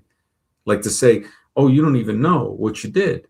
But, that don't exonerate you from it. We're not going to let you drop the grenade. And then with attacking other people, like, oh, trying to say stuff in the chat, Mr. X, this and that. And it's like he's still cool with Mr. X. It's like, bro, are you still here? It's like, it just, he kept burying himself more and more. And there's no ill will, no malice. He'll try to say that, oh yeah, these guys, well, good. Take that, write it on a note and send it to yourself. Because I'm done with that. I'm done with that. We've had other people come on that were stupid. And every time we go to help somebody that's stupid, just like Bonhoeffer and these guys said, you can pay dearly for that. This is, again, goes into the road to hell, or the road to destruction is paved with good intentions. Clearly paved with good intentions. It's not to say that you can't do something nice or good for somebody, but you got to be real careful. Because it will come back to bite you. It will. People can think about it throughout their lives. How many people have you helped, friends that you had? And really, that's when stupidity has taken a grip of us. So we say, man, how did I not see that? Oh, I was stupid. That's how. I was in a stupor, in a daze. I was amazed by this somehow. And I wasn't aware. It took my defenses down. And that's where the suspicions are the only things that can protect us. Well, we got to be suspicious. Hey, man, is this guy a dumbass? We have to be suspicious. Unfortunately, a lot of those guys need to be traumatized in some shape, way, or form. Or like, if you got to send them to the hospital, hopefully they'll remember.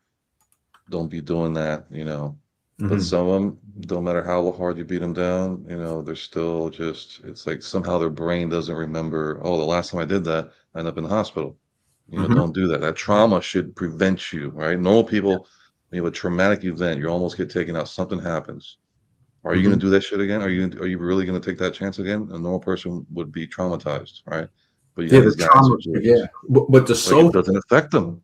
Yeah, it doesn't affect them. It's just so the group he's with might not look at that as trauma. I like to thank Azvaroon, brother. Thank you for the support, bro. I appreciate it, man. Always, bro. The social of that guy who got beat up and then he continues to go do it, his social circle, his tight social circle, is not seeing anything wrong with that.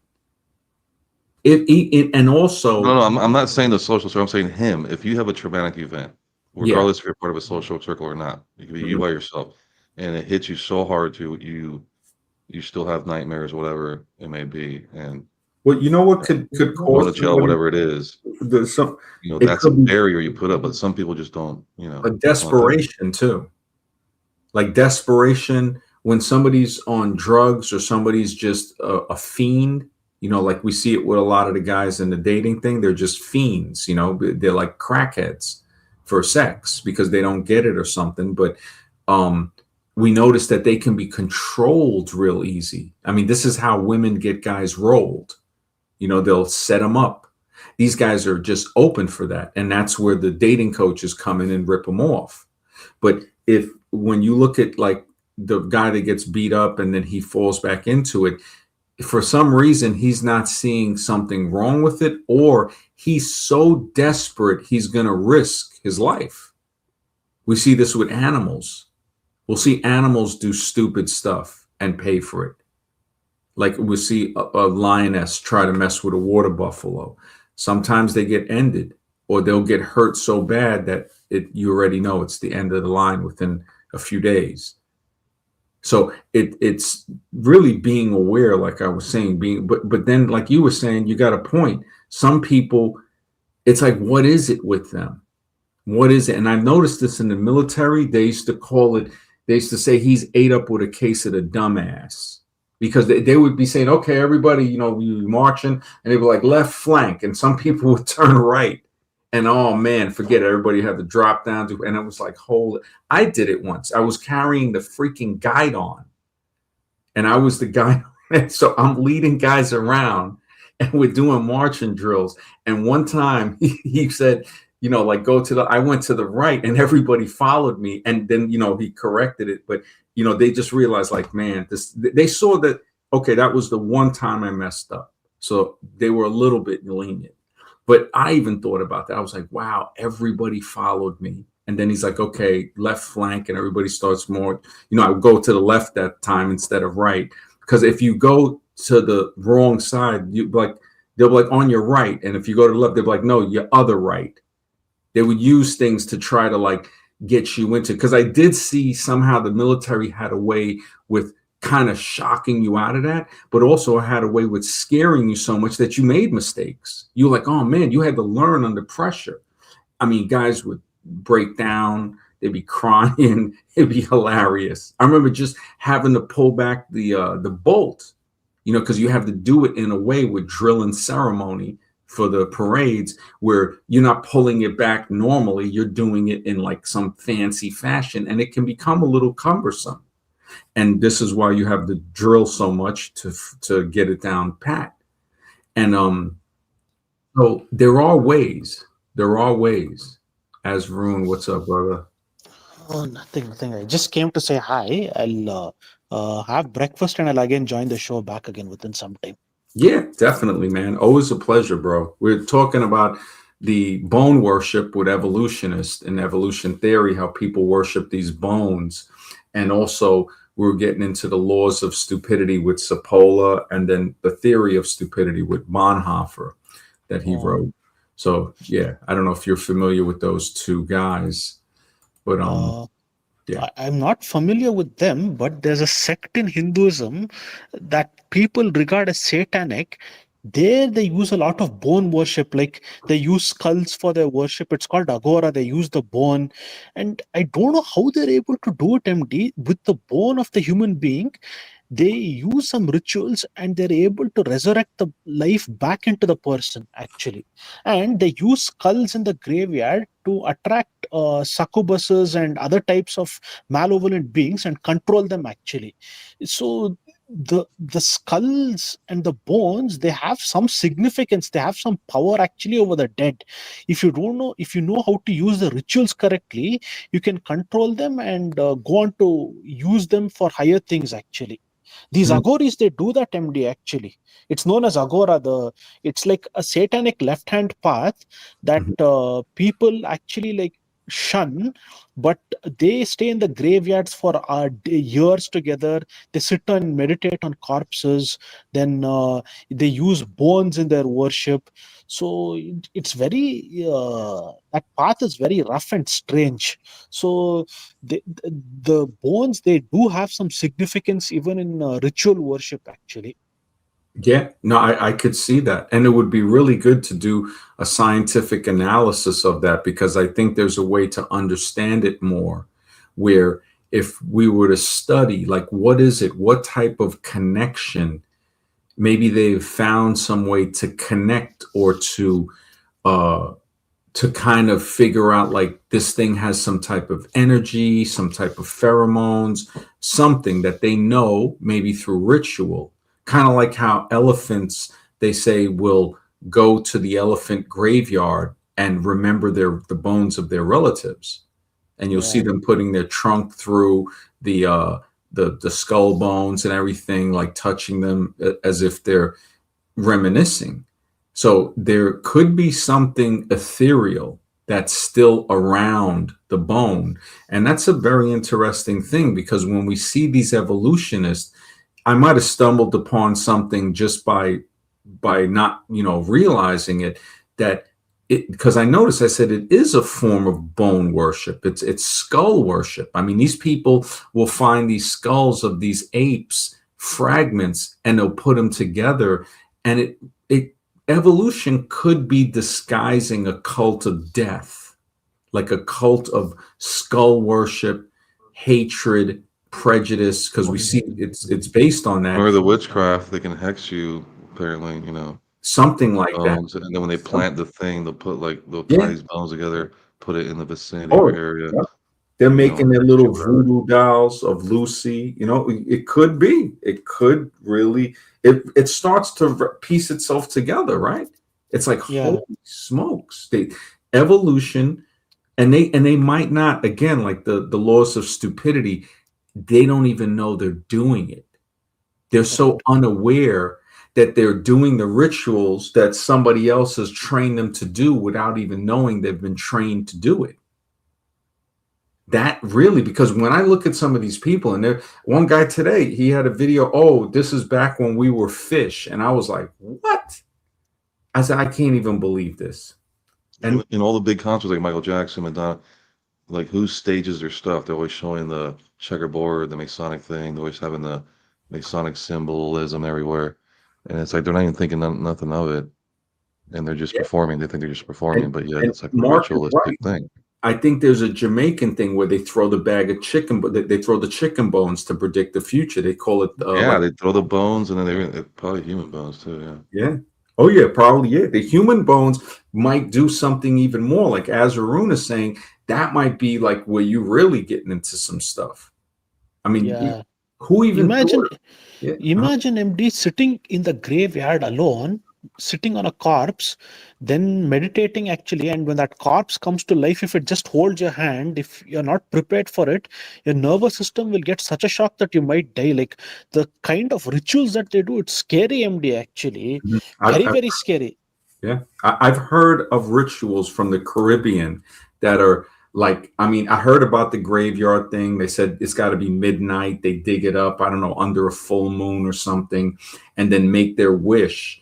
But it requires some type of sacrifice, things with bats, putting needle through the eye, letting it fly, and, spells of invisibility and stuff. Now, I don't know, scientifically there has to be some type of breakdown. Like any type of magic is just undiscovered science to an extent, and Mr. X is right, there are some things that science cannot explain. A scientific method does not precede logic and reason, so there's certain things where you have to use logic and reason with it, and then there's always the unexplained.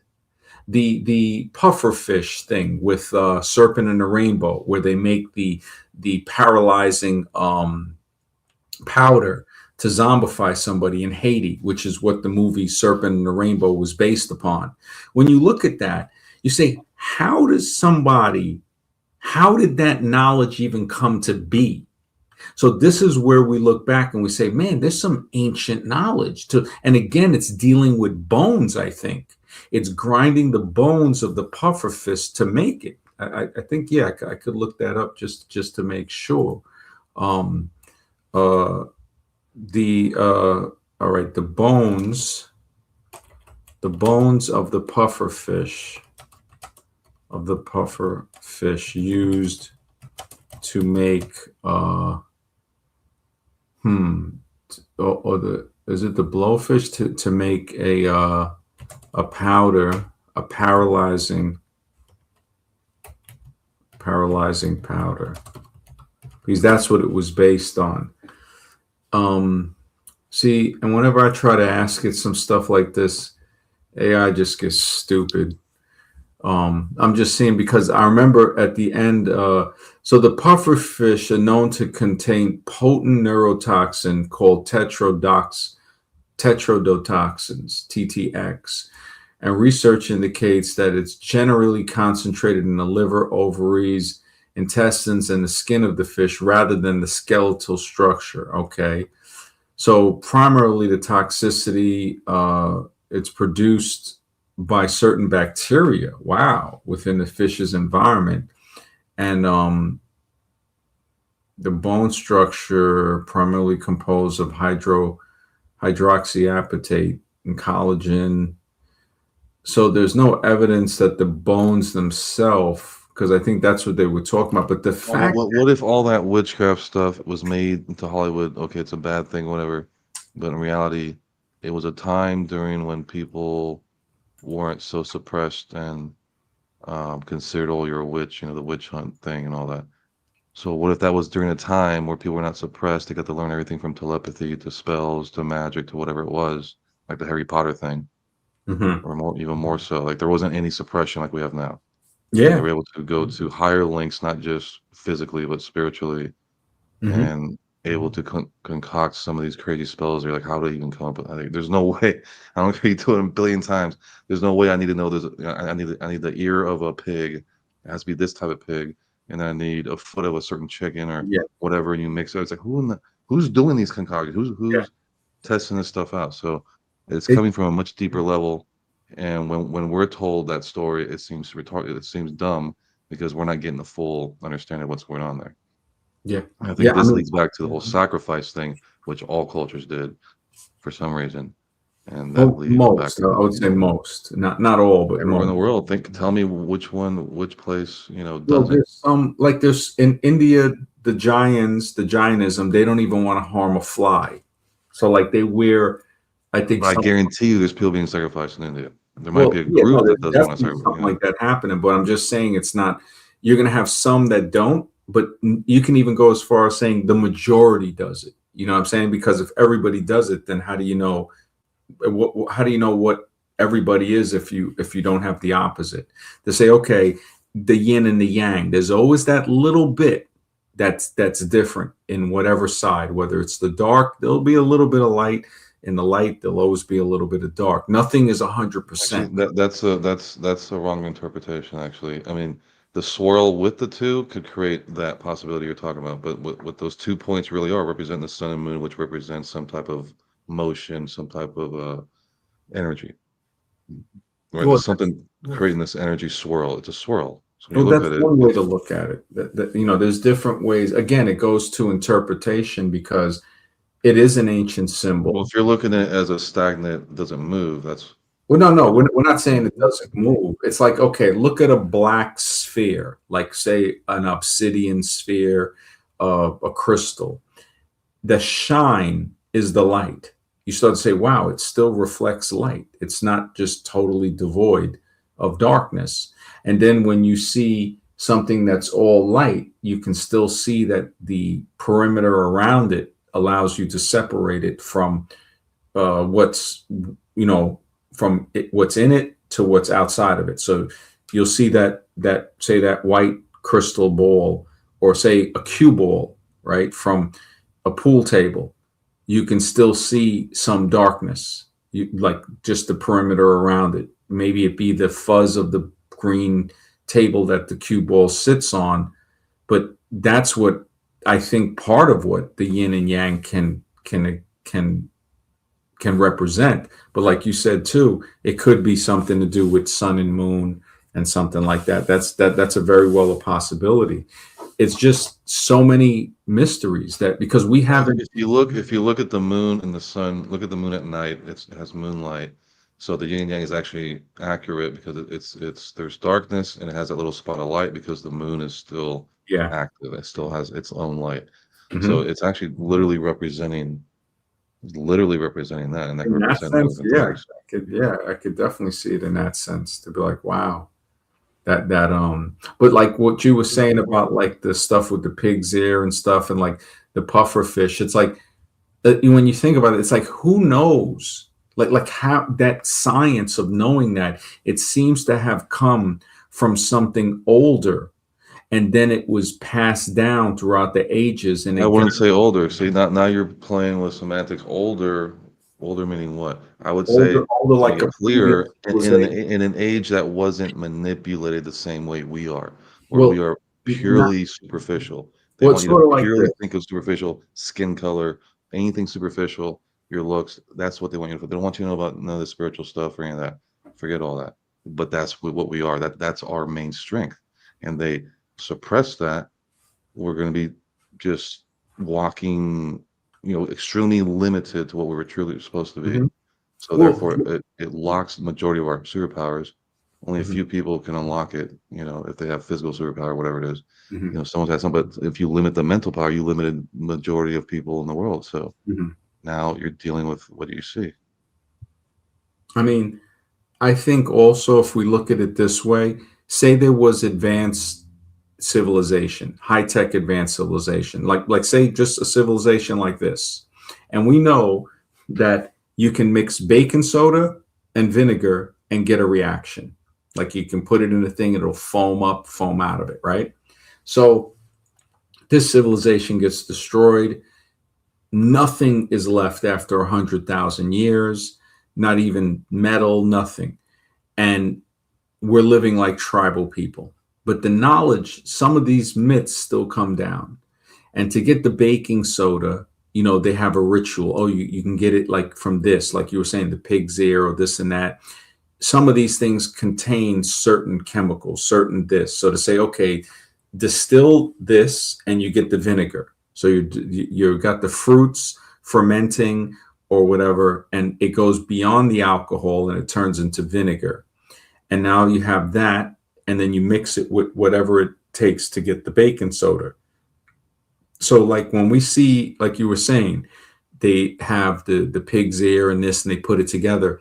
In that pig's ear, in the skin, might contain something in the collagen or something scientific that was known from the previous civilization, thousands, tens of thousands, hundreds of thousands of years before. And they know that, okay, in this mineral and that mineral, we can get these things and we can create this. Something seems to have known and kept this knowledge. And just looking at the world today, when it has people mining for cobalt and lithium, how do they know? How do they know that, okay, you can take this and create a cell phone? You can take glass and heat it and sand and create glass. Now they could have figured that out by looking at viscerated glass in Libya and stuff on the thing, where they're saying that's the glass they said that seems to have come from an ancient nuclear explosion. It viscerates the glass, just like they see, I guess, in a Nevada testing area. So that comparison shows them like, holy smokes, this right here, this is way older. It's underneath like 6 foot of sand. So the time and all of that, it's like, wow, somebody, how else could this have formed? Just the way you see glass, like if lightning strikes the ground, sometimes it'll crystallize the dirt or the sand into glass. And those patterns are called fulgurites that go deep down. And if people can dig it up, you can, find that. Maybe that was a way where people experimented and said, wow, this sand can be turned in at a high heat into glass. Also, it could be ancient knowledge that were passed down. When you look at the libraries and the stuff that was in there, who knows? Look at how, like for example, there's one occasion I do know because I remember living it was before the iPhone. Bill Gates with Windows designed like these tables for bars, high-end clubs, bars and stuff. So there's these tables that had a screen on the table. So it's a large table for a family, whatever, restaurant, whatever it is. And it's a touch screen on the table. And then you could put your credit card on the table and it'll automatically, whatever, and you can grab the items you're gonna order, throw it all in the middle, and it orders it, whatever. So this is before, like maybe 5 years before the iPhone itself. And then I guess Steve Jobs caught one of that and says, you know what, I could, if, within time, I could build the right components, but at a micro scale and use the same idea of the touchscreen, but instead of using it for just pubs and restaurants or whatever, why not use it for what's meant to be for everything, on the phone as an actual computer? Because before that came out, he already had the iPod. The iPod did use some basic computer components. So, to be able to think that far ahead to say, I'm going to take that, design micro level chips, to emulate that is on a whole nother level of thinking. I mean, but yeah, so you have to extrapolate that with the thing with the hog's ear or whatever it is. There's someone else that saw something and say, okay, well, if I do this, then I can get a better result or whatever. And keeps getting better and better and better based off that. So we don't even know where the origins come from when it That's the comes thing. to Yeah. witchcraft and all that. Well, that's a good thing because it shows us the unknown. The fact that we're willing to accept the unknown shows that we're using the right method. We're not saying we know everything. We're saying, look, there are things that we don't know. I'm looking at it like, okay, there are certain rocks, certain things that quartz, it has a piezoelectric capability. So when you strike it, a little bit of energy comes out. Somebody in evolution bone worship, they might say, oh, well, apes figured this out. And it's like, really? So you're telling me everything I see here goes back to a blacksmith? But you do see how they'll just give us stuff, fiber optics, hard drive, Yeah. Coming out of crypto, nowhere. Yeah. AI, it just comes out of nowhere, whatever. We've lived it, we've seen it. It just shows up out of nowhere. No one's really accredited for it, but yet it exists. We don't know who created chess. I mean, go look it up. But off the top of your head, if you ask somebody, hey, do you know who created chess? Do you know who wrote the Bible? Oh, it's a bunch of people. Oh, we don't even know. Okay, so anytime it goes through any scrutiny and just say, okay, where did it come from? Well, we don't know. Well, that was, it was just given to us or whatever. It's like once that kind of thing happens, it's almost like we're an experiment. They're like, okay, throw that thing in there now. All right, Yeah. put this there now, see what happens. It's so experiment. It's just ridiculous at this point. Yeah. You Yeah. know, We're like definitely monkeys in the cage, humans in the cage. Everything is experiment. And that's a good point. It's a really good point to say, wait a second, what exactly are we in? I'm What is thinking that these things we see flying saucers are going in and out of reality. Apparently, they're multidimensional, whatever. So it's almost like, okay, this thing or whatever's occupying it is running at a higher dimension. So it's actually going into a 3D dimension. So this is a 3D dimension that we can decipher with our eyes and light and dark, whatever.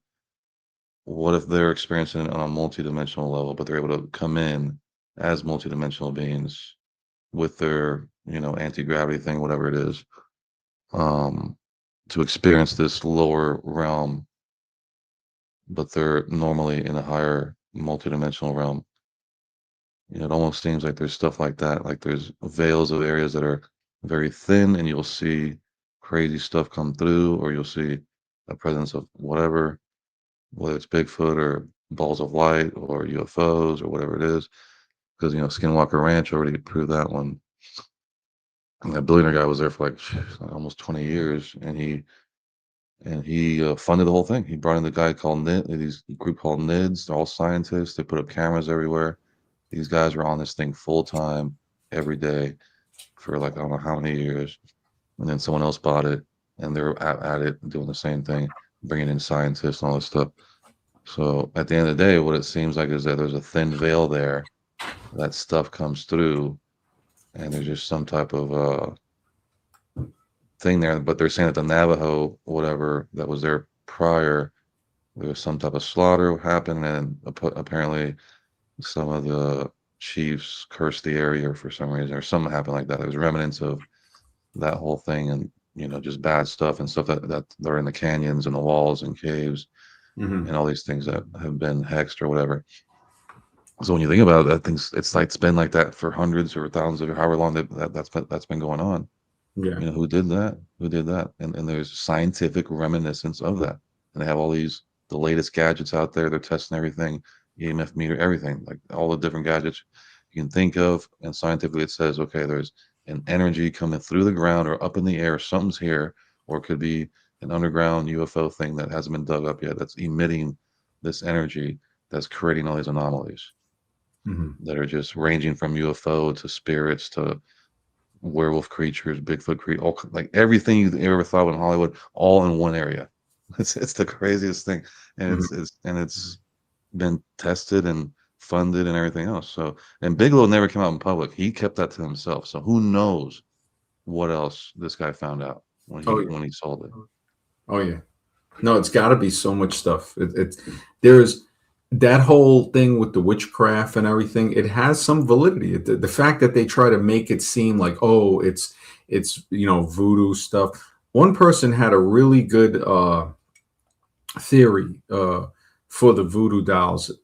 It was a I think they were from down south.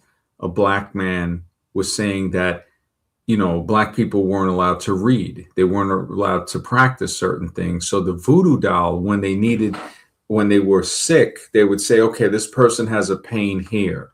They would make the doll look at them, say, okay, right here. They would put the pin in. And it was like a record holding thing to say, okay, when they come back, they say, look, was the pain remediated? No? Okay, they leave the pin in. Sort of like a chart to say, okay, we were working on this part of the body. And it turns into where, they say, oh no, they use these dolls to do something to people and stab. Now that could be true too. Who knows? Who knows?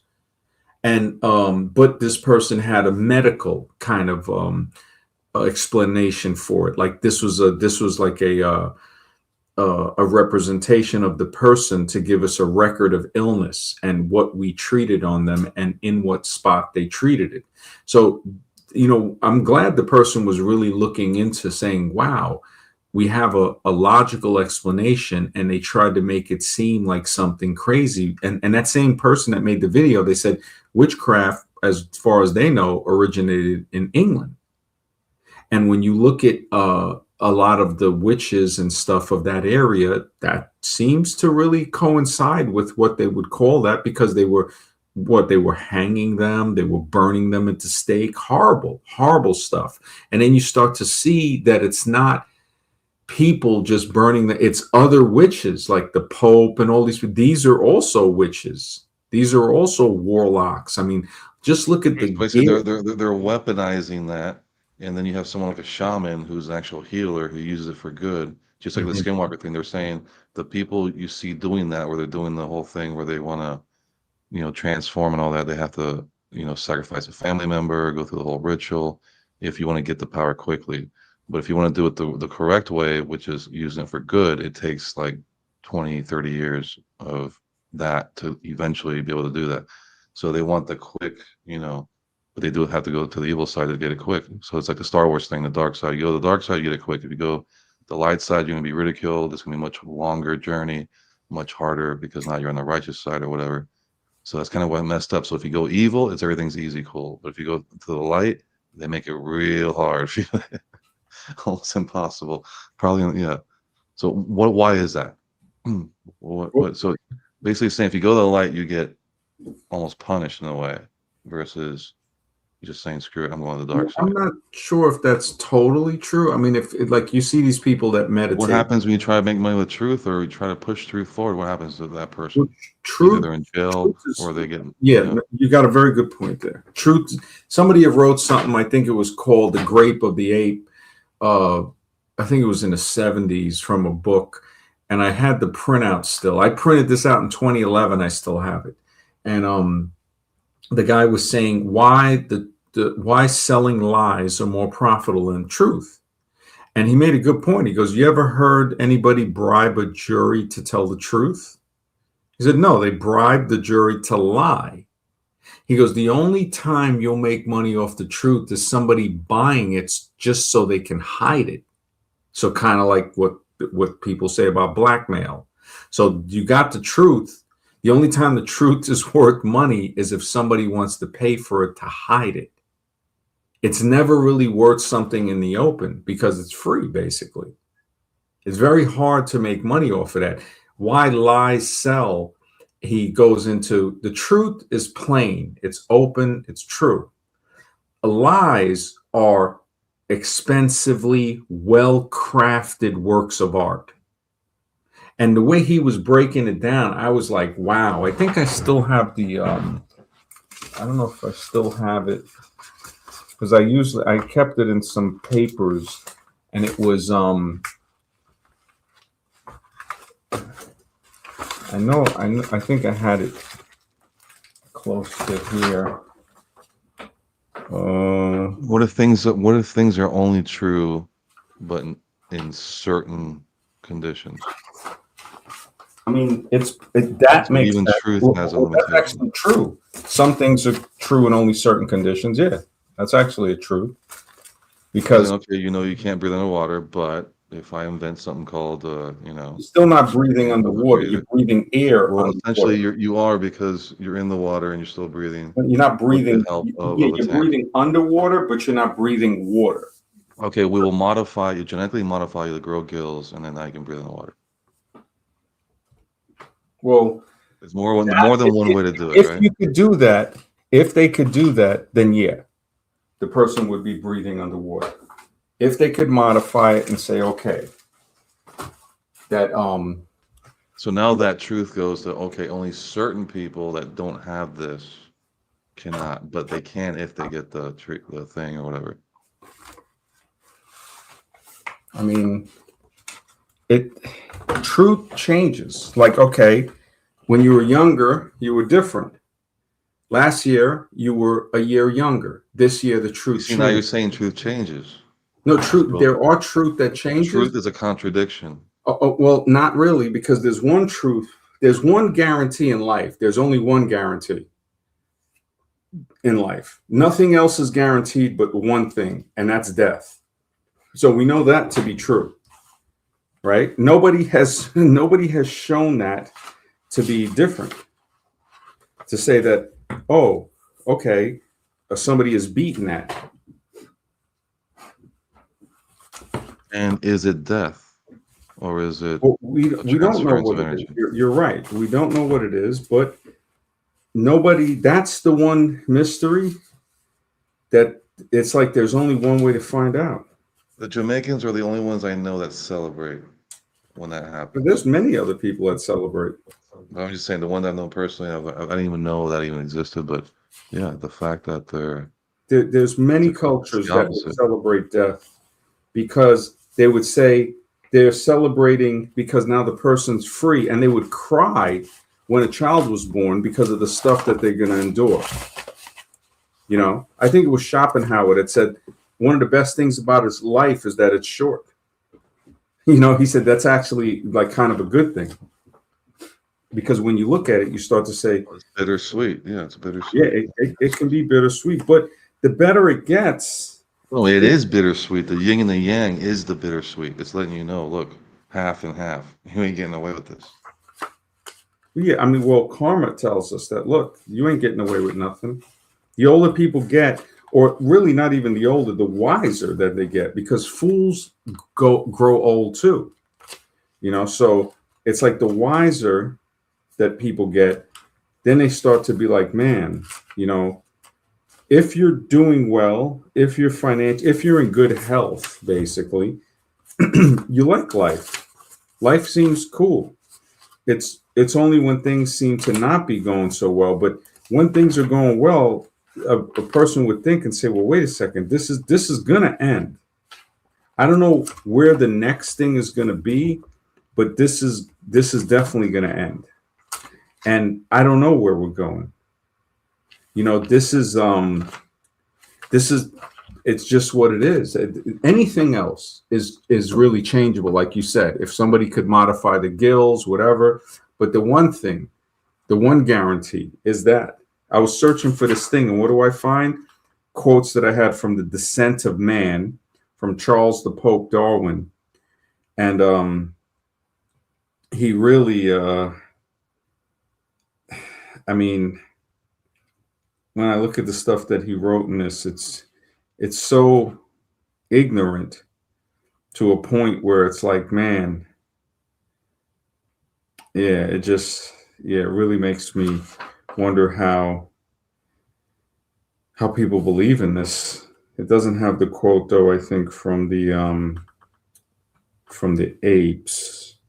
It has other stuff about savages and stuff. I would like to find the one about the truth and the lies, because Put it this way, how much has an average person been institutionalized? That includes religion, everything else in between, from the time they're 5 years old till they're 18. how much have they been indoctrinated? Institutionalized meaning, okay, they go to a school, or they go to a special school, or they end up in juvie, or they go to Sunday school, or they're forced to go to something because, the family, whatever, to inject the indoctrination more. on that kid. You know, how many institutions on average? Sometimes you're going to some type of institution, and then the school might refer you to some other thing or whatever. Mhm. But institution can also be the psychologist go see the hospital, whatever. So how many institutional experiences does one have by the time they're 18? For me, it's so bad I can't remember everything. It's just like it was just beat into me over and over and over. And I think by more of the beating, that's what kind of forced me to get out and, to go against it and say that this is not correct. This is not right. And there's got to be something else. So that thirst for knowledge of that particular thing became my life's goal at that point to Mhm. understand, what the hell is this? Because just ignoring it to me, I can't ignore it. To where we're saying the majority of people don't even care, but people like us actually do, and we will try to do something at our own detriment. Will we go all the way? I don't know, but at least we're putting our voice out there, you know, even though we know, the consequences of all these things. So it's Yeah. tough, man. It's tough to because in the UK thing, you say something or write something on Facebook, that's it. You're I think going in. So over a that's thousand people have been arrested for saying stuff. oh, it's gotten ridiculous now. So basically, everyone's living in fear of Well, that's what I'm saying saying. anything, Karma. typing anything. I mean, what type of life are you gonna, Well, in if fear that basically with and, anything? and it's nothing. I'm not wishing anything bad on anybody, but when we look at the karma, we say, okay, the Christians that came from over there that raped, pillaged, and plundered through this land, the Native Americans couldn't even practice their religion until like That's the 1978. thing. Who they call Christian don't even know about that. No, no, They but don't the thing even is, understand the whole thing with the genocide that happened. well, they They don't don't need to understand the know. whole thing with If you're stupid, you don't need to again. It's know. it's like telling you an adult Santa Claus story and you believe it. Pat you on the No, head, no. What I'm go saying is, pray, the and that's adult it. Santa Claus. We're not talking about the story. We're talking about what they did. So I'm not blaming anybody today. I'm saying karma's real. So the fact that people now over there are being invaded by the Pakistani gangs, they're they're not even be able to talk about it. If they tweet now, their freedom of speech is like, oh no. And you start to say, man, that's terrible, but it's karma. It's like seeing somebody do a crime and and then they have to pay for it directly. You can understand that, but when you see it happen like from generationally type stuff, you start to say, whoa. But also because there has been no change. It wasn't like, hey, we're going to make stuff better. Usually that happens when you're forced. And now most people will play the victim. It's like if something happened to America and stuff, how could we even, you can't really be too mad. You accept the situation, okay.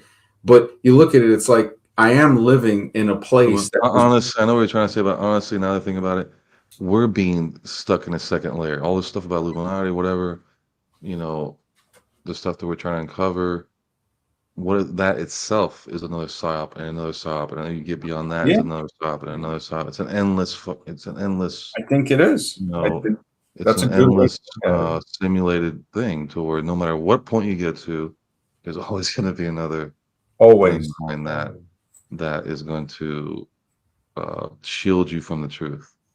So in essence, this whole thing is really You're never going to containing see you. the true face of This reality. I think this this whole thing is to contain you from your true godly essence. That's what this is.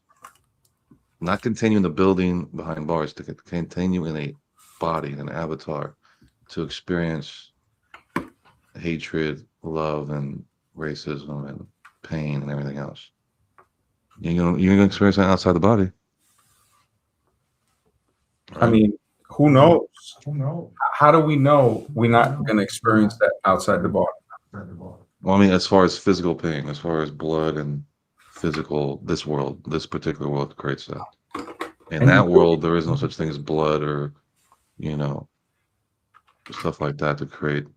I'm sure there's conscious pain, but Mhm. as far as putting you as an avatar running around and get shot, whatever, that's a very tiny version of us, I think. Yeah, going to a video game type of situation and seeing belittling you to the point where you think you're an animal, you came from a chimp. They want to beat you down so badly. It's okay, now you're ready to become a god. Now Well, you're ready. Now you know the consequences of what happens when you do stupid shit. yeah, the chimp thing is just horrible. That's like a stupidity test. It's like, let's see how stupid a person can be if they'll actually believe that they come from chimps with no evidence. We'll just keep lying, and this is what we see, a constant lie. It's just people are constantly lying, saying, oh, look, the evidence is there. And it's just another lie, another But here's lie. the thing: they have the lies that we're gravitated to because that's what we're taught in school, and then they show you in plain sight what's going on, unless you can see. So, like Mhm. what happened in 9/11, we got our first recorded video evidence of some type of tech that we've never seen before. Um, turn this building into dust or whatever. Mhm.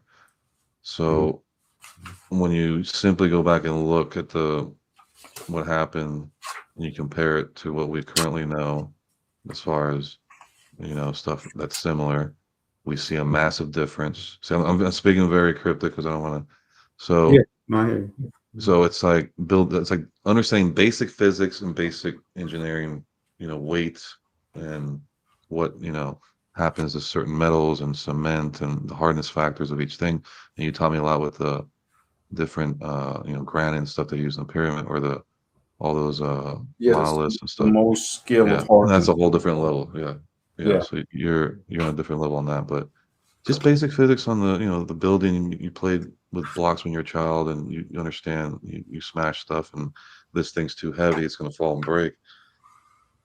But then when you see something turn into dust, that's a whole different thing. But it's like they're showing in plain sight for those who can see. If you think that is a normal, okay, situation there because some fires or whatever, and that's normal to you, then there's a big problem in the Department of Physics and basic understanding when you're a child growing up playing with Jenga or whatever, just basic understanding. But for some reason that escapes us because we can never believe that we've ever lied to. I think that's the biggest thing is being able to say, now I got to think for myself. Now I got to use my own mind. And when I use my own mind, it's nothing like what they told me.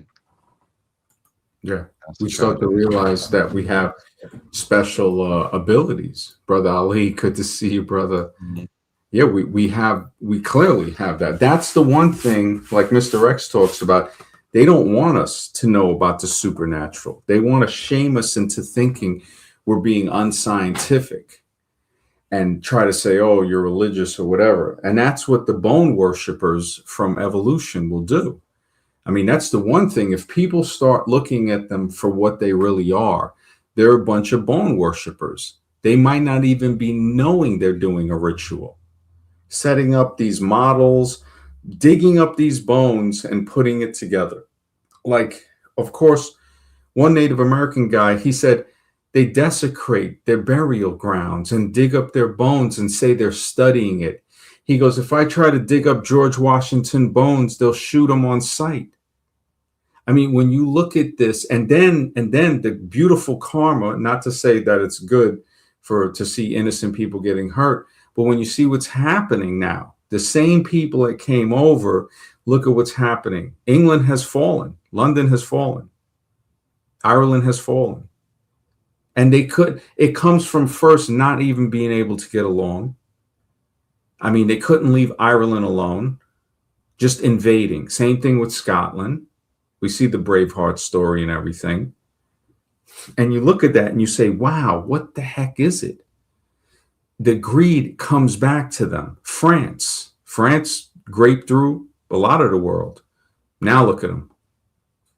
You start to see. So if you can answer this question, what possessed, like let's use France for example, to put on wigs and stockings and makeup and the whole thing when they do the whole legal thing? What's up in that with it and the generals and the whole thing? Just pure What do you think was the idea then to make men I think it might be an I ugly guess be more part, feminine?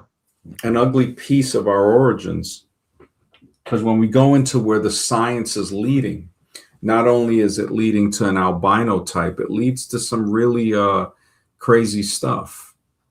We start to say, man, there is, when you look back, going to Greece, to Egypt, to all of that stuff, they can't just say it's a Euro based thing. This is everybody. I mean, it gets to where it's some serious closet activity. My theory is we're adapting into heterosexuality. And this is why we're so persecuted. This is why the minority, without people knowing it's the minority, is the heterosexual man. The heterosexual man and a heterosexual woman are the only things that can bring people into what a so-called natural procreation, if there's even such a thing. And it seems the more we advanced into that, whatever it was, the architects of humanity that created us maybe don't like that. See, if we're not hetero, then they can control the population through birthing tanks. And it seems that that could be what's happening, because we already see that with the AI and everything, a lot of college-based jobs will be eliminated. They don't need it. The AI can do it. You have AI being able to read X-rays better than doctors, and quicker too. So the doctor now is just going to look over and give like an Well, okay. eventually the doctor itself will be phased out, but the thing is we're not looking at is there's going to be a bunch of new jobs created. That's the part I wasn't thinking about. Yeah. When I thought about it more, I was like, wait, well, it is going to get rid of the monotone stuff, but it is Well, going to create a whole new this demand for is the stuff. thing. And Brian Nichols, I know where he's coming from. He says not all cultures are equal. Well, if you look at it, and this is the honest thing, when you look at, say, because I know you're basically on a white nationalist type of thing. Okay, when you look at all of the so-called incorrectly classified as white people in Western Asia, which again is improperly classified as Europe, to Western Asia, they're not equal. So to say that they're all better than some African cultures is just not true. You look at some of the knowledge from India, and these are very dark-skinned black people. Something is trying to control us, but you'll see some advancements there that clearly lead back to older advancements. You'll see, like I always wondered, where's the line of whiteness in Europe? What country does it what is it? Moscow, where's the line? Where's the line of bullshit, basically? We see people killing each other in that part of so-called Asia, called Europe, which is not a different continent, over trivial stuff. We see people living with the land, which is what they would call primitive if they saw an African doing it. But when they see pagans doing it, it's okay. It's okay. But they still, deep down inside, don't like it. So they end up burning them at the stake. So you saw people that lived in accordance with the earth. And the misnomer is to think that they're not as equal or as advanced as the people that are conquering them or something, when actually they were more advanced because they didn't need to go to war with somebody. Isn't that what you just said? Evidence that this group of people with this way of thinking is a completely new alien It's form like of thinking something's that came in controlled. after It's sort of like afterwards. when you Because see they don't respect the Western. land.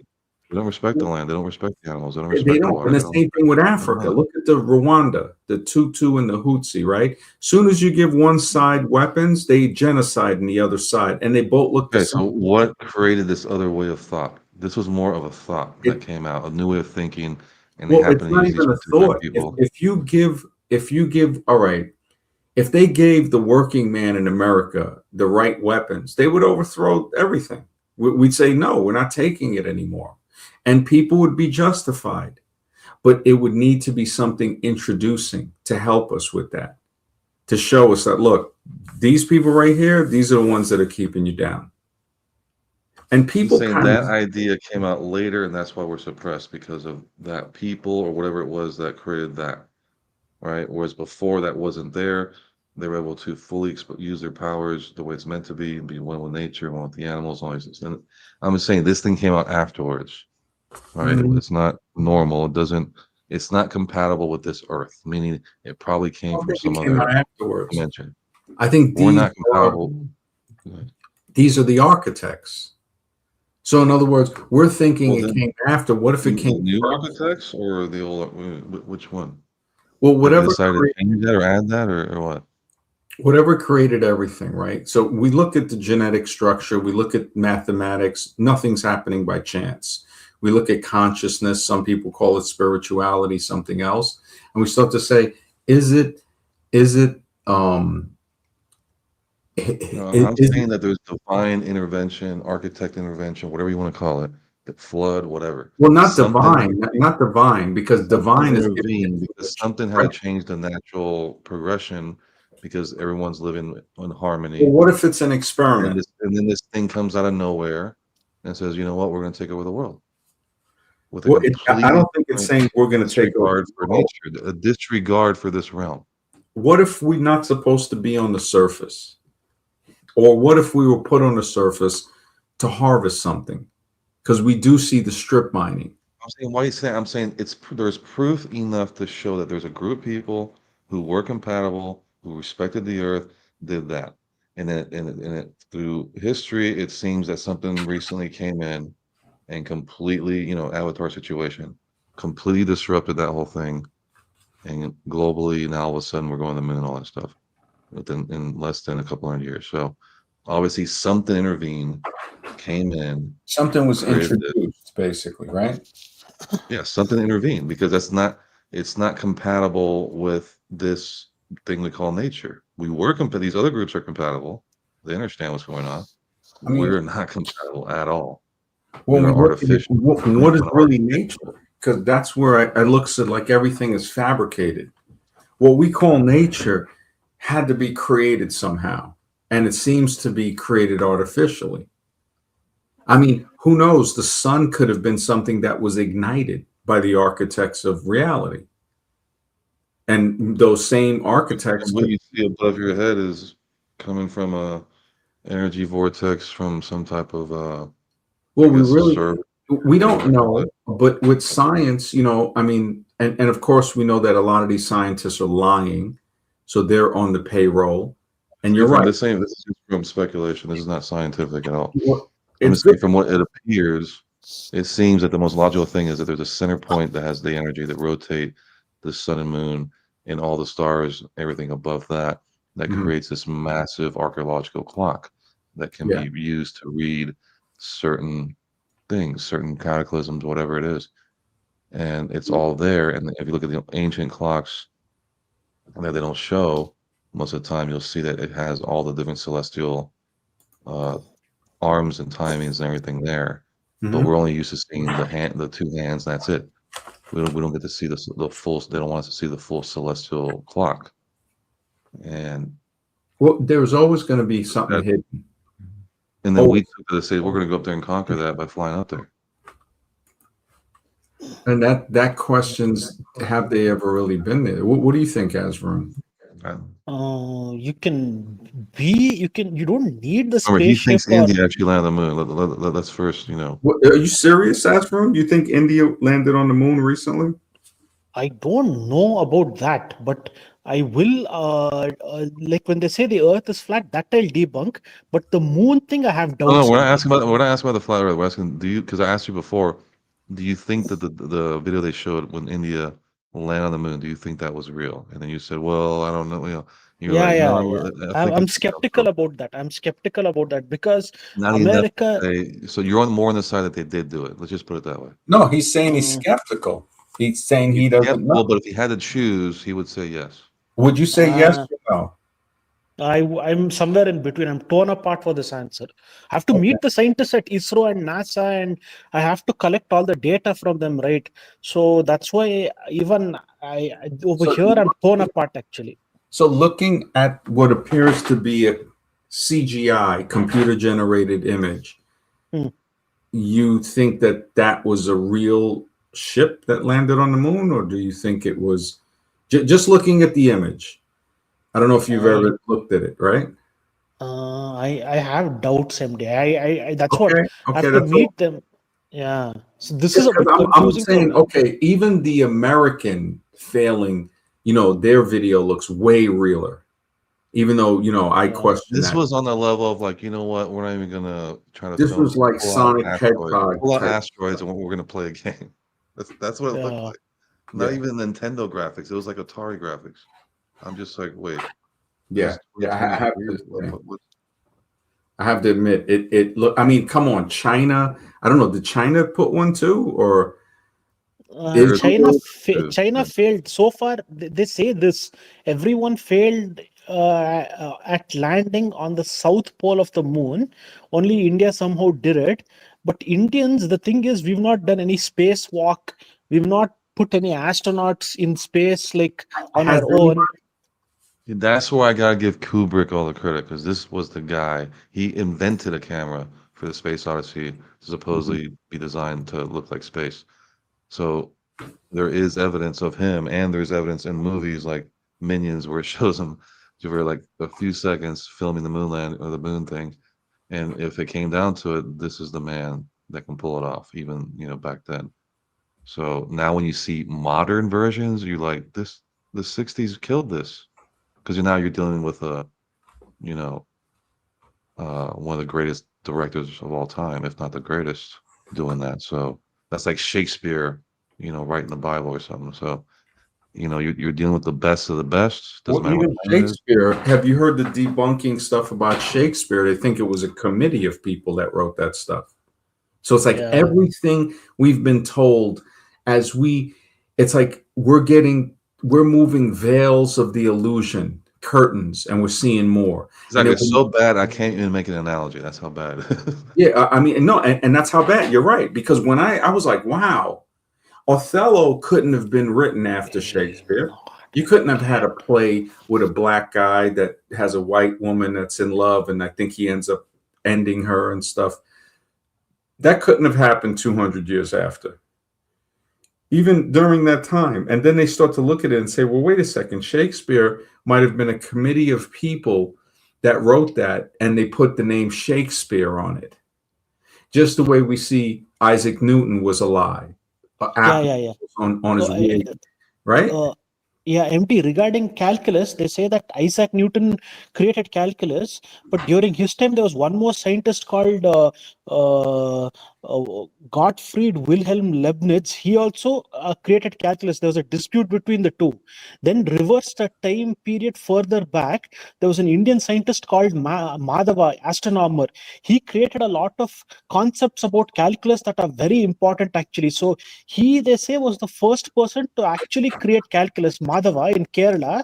Then Isaac Newton came after him. Then this Leibniz came later. There's a lot of dispute, and the British now they've what they did was that they in order to hide the racial like the shame that they might feel,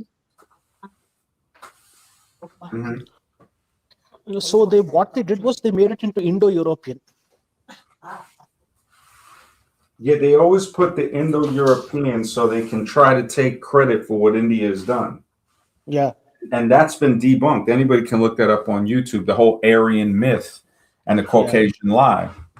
yeah, No, but you see how they put these people there. Einstein, Isaac Newton. Oh, he invented calculus, therefore he knows, about gravity and all this, mystery stuff that he just made up out of nowhere. And it's simply understanding the rate of motion of certain things in the physics and everything that apply to that. But he adds this thing called gravity, so now it's way more complicated because we can't replicate it. We don't know what it is. It cannot be repeated in a science experiment.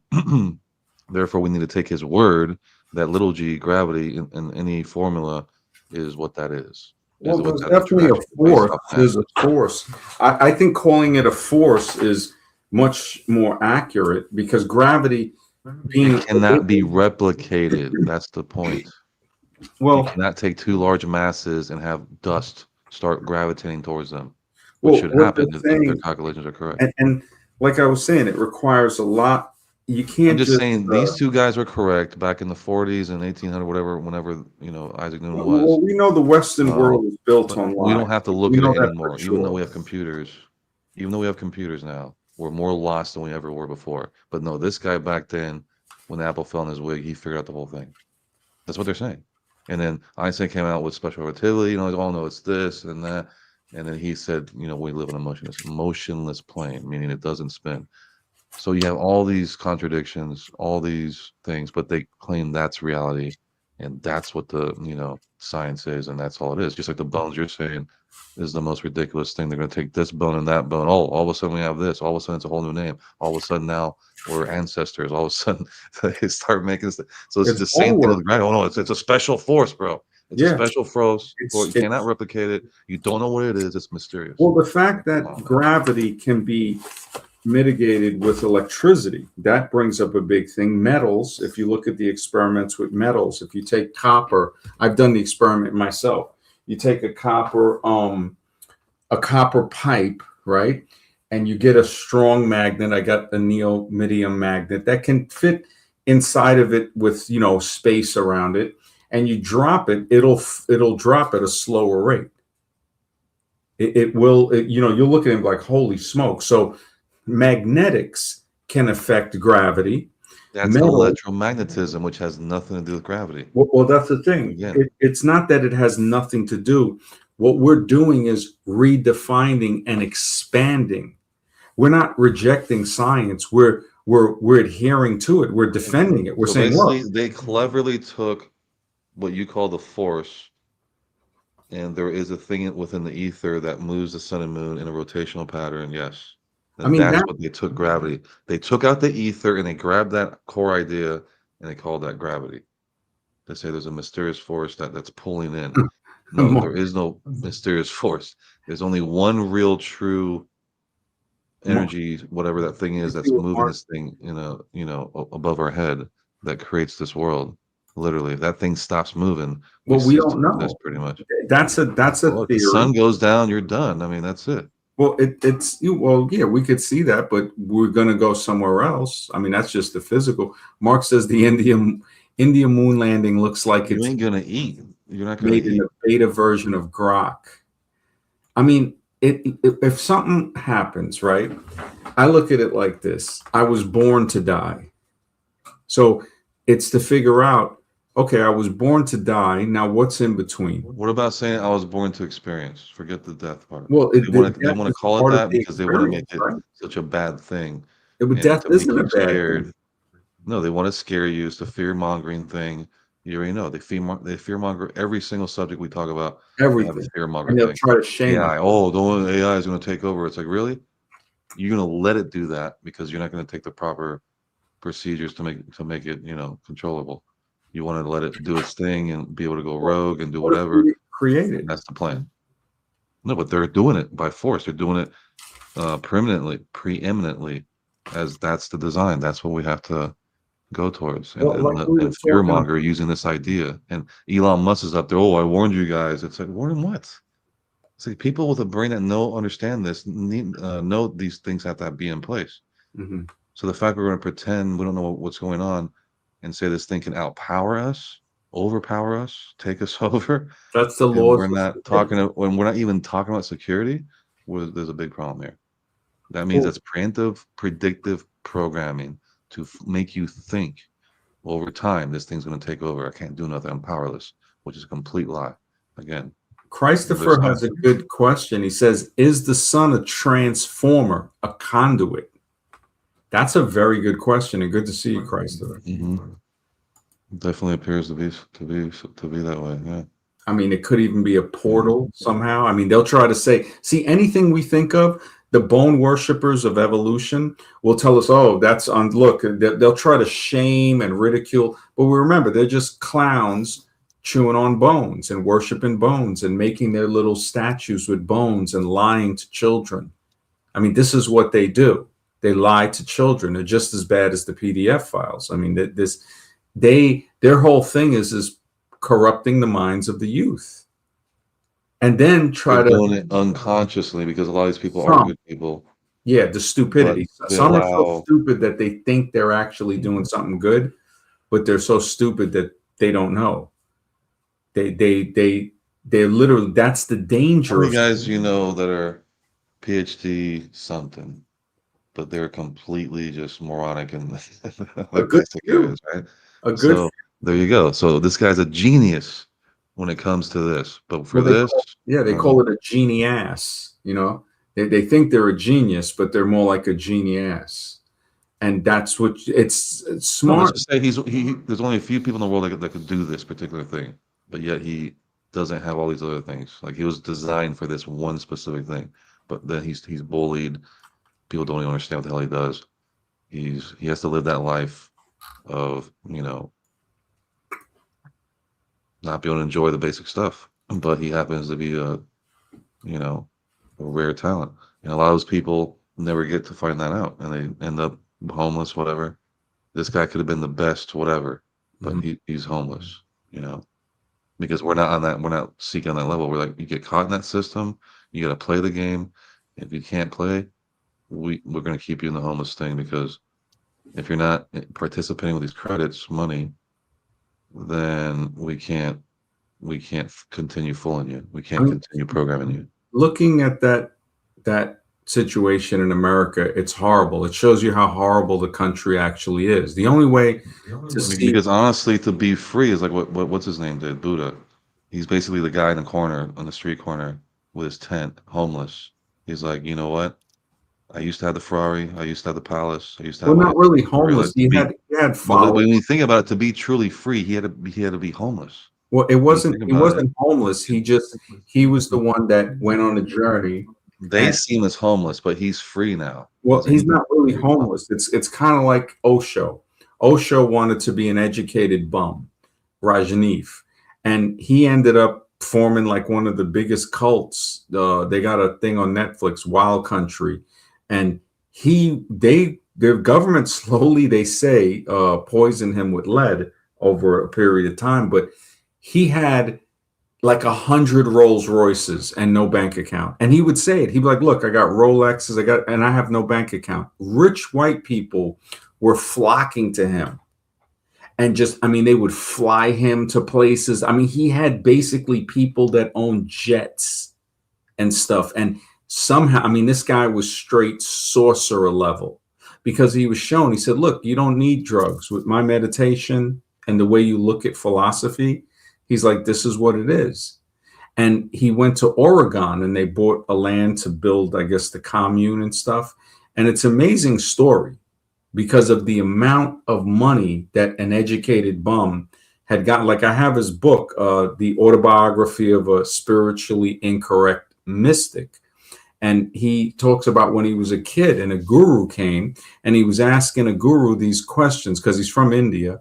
And the guru couldn't answer it, and his grandmother was chasing the guru. Wait a minute, you didn't answer my grandson's question. Like he was so deep into philosophy at like 7 or 8. When he was in school in India, at the time, you could walk up naked. The body isn't a crime. Being naked isn't a crime. In his time, I don't know if it is now, but he said that the teacher, one time he was looking out the window and the teacher asked him, hey, what's the answer? He gave him the answer, but he still tried to punish him. And he goes, wait a minute. No, he goes, I'm not going to let you punish me. I'm not listening to that. And he sent him to the headmaster's office, and the headmaster tried to say something and he took off the top part of his robe. And he said, if you say anything else, I'll take off the bottom part. And he said he used to go to school every day and bang on the headmaster's door. You got something to say to me? And he, no, no, no, no. Go ahead. Go to class. He knew how to push people's buttons. He knew just where the weakness was. And this guy formed one of the biggest followings. I mean, when you got white people scared, an Indian guy, you're doing something. It's like this guy showed like you ain't shit. You think you're smart? You think you're the top Aryan? No, you're not even Aryan. You're a It's troglodyte. funny that kind of happened to me. I was telling you that one time where that one place in Texas where they were still doing that, you know, beating the kids or whatever. There's one kid that every day be getting beat. He'd be getting beat like pretty much every day, and he'd be bringing her flowers and stuff. Luckily, I never got beat. But I was sent to the principal's office because I didn't do my homework or whatever. And then, you know, he's like, look, they use those paddles, this is what I use. And he pulls out this big, long, you know, 2x4 thing with holes in it and shit. I'm like, what, you gonna beat me with that, right? It's like, what in the world? It's like, you're gonna beat me into to wanting to do my homework and to wanting to participate in your ridiculous program. And I I'm mean, like, just you might homework. as well be in, you know, in a slave camp or Yeah, something, right? homework is torture. It's like, wait, so I can't even leave here and not. It's like, no, no, you got to do. Get the man. I used to throw away homework. I was so glad that I realized that I had the opportunity to do that because I didn't have the supervision due to my parents getting divorced, and also they work all the time. And it kind of saved me in a way, but I had the freedom to get in trouble. And then you start, you lose your course. You start to say, man, it's good in some way, because some people can't even fathom the fact that you have a family and your report card isn't getting checked. Well, in ninth grade, I remember my eldest sister tried to threaten me with that, but luckily she had moved to But California. why isn't there a system in place to say, okay, we care about you. Let's find out what you're good at. Simple. Because we're on No, the lower they echelon. want you to do the opposite. They want you to pick something and have to You know, pay for it and all this other stuff. people don't realize that they ain't shit. Like when you look at the majority of America, right? And these people that like again, they try to make people, especially with the bone worshippers of evolution, they try to say, well, these people are more human than these people. And that's taught. I mean, that had to create a stigma. The white doll, black doll experiment from the 70s, where they showed the dolls to black girls and they chose the white doll. What they're not saying is that also has an effect on the white kids too. It makes them think that they're from heaven, they're the good guy, they ride the white horse, they wear the white suit, they wear the white hat, but then they Fair enough. realize they ain't shit. And Yeah. that lifting them up and dropping them is almost as bad as what they're doing to the black kids, trying to say, all right, I'll choose the white doll because that's the good doll, right? From what I've been told my whole life, what I see on TV, John Wayne, all this stuff, everything. I never see a black Well, I mean, angel. now it's been forced in. Like you were telling me that they have the No, this is large a black woman scientific statue. experiment. If you look it up, the white doll, No, I black. know, but I'm saying that's like in the older. But I'm saying now they're pushing it so hard. But no, but They the have problem is, statues now. no, They this have. is the problem, and it broke a lot of white kids because when you told everything that you're this and that, and then you see a black kid surpass you, not just intellectually, you have some, but then you see some where the girls want to be with them over you, and we see that today. And these guys ain't. Look at Nick Fuentes, 28 years old. He's a virgin. He looks like Oscar from the Sesame Street. Oscar the Grouch. That's what Nick Fuentes reminds me of. No girls want to go near him. So he turned into what? A cuttlefish, preying on dudes, basically. And this is what you see with all of these other guys that women find repulsive. Myron Gaines, that's a repulsive guy. Even Allende had said he's never seen a guy that women were repelled. He goes, this guy, women would just, they would, it was like a magnet in reverse. And he is a creepy dude.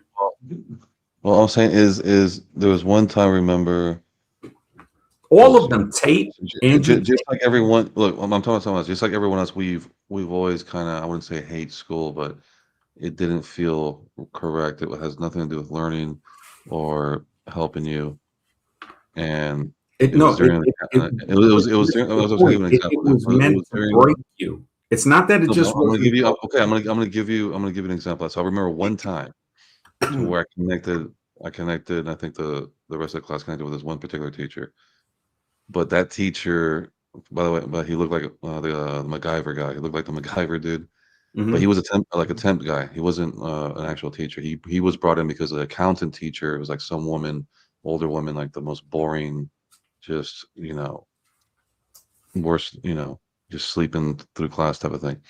He came in because she had a family emergency, had to go for like a week or something. So he came in as a temp or whatever, substitute. And I remember him grabbing the book and like putting it on the table, like putting it away, and kind of just sat against the table, still standing up, sat against the table, and asked us each individually, "What's your name? What's up with you?" Like he gave his story first, like who he is and his life experience, like in a nutshell, real quick. And then he went around the room and asked us. I'm like, "Wait, why is he asking us this? Like, this is weird. This is different now. Now I got to tell him, about me and what I like and stuff." So he took the time to actually do that. Hmm. Over that course of that, just that 1 week. Remember, this guy's just flying in, substitute, on what do you call it, at that particular time. And I was already obviously bored with the accounting thing. But he took the time to actually ask us questions on what we liked and gave stories of how we could relate with that and had nothing to do with the book whatsoever. So at the very end of the class, he picks the book up, looks like, okay, tomorrow I'll do, read page, whatever, whatever. So he didn't even look at the book at all. It was more about us. It was more about, okay, how do I take this topic and fit into us, make us more, relatable and all these things. And he actually took time to do that. Never in my life ever seen any teacher, especially permanent teacher, take the time to do any of that. So just that 1 week taught me more about that than years and years of just being an obedient slave and take orders. So that's probably why he was never a teacher because they would never let him in. He's probably why he's just doing this temp thing. He occasionally will go in and do something, but you're getting it from a master who understands how to connect, and how to teach, and actually cares. And those elements do not exist in the school system. And therefore, you will never get that treatment. You will never get that type of guidance. And just that's one guy, one class, one period, who happened to be a temp for a week, made that much of a difference. Just imagine if it was structured, in that way.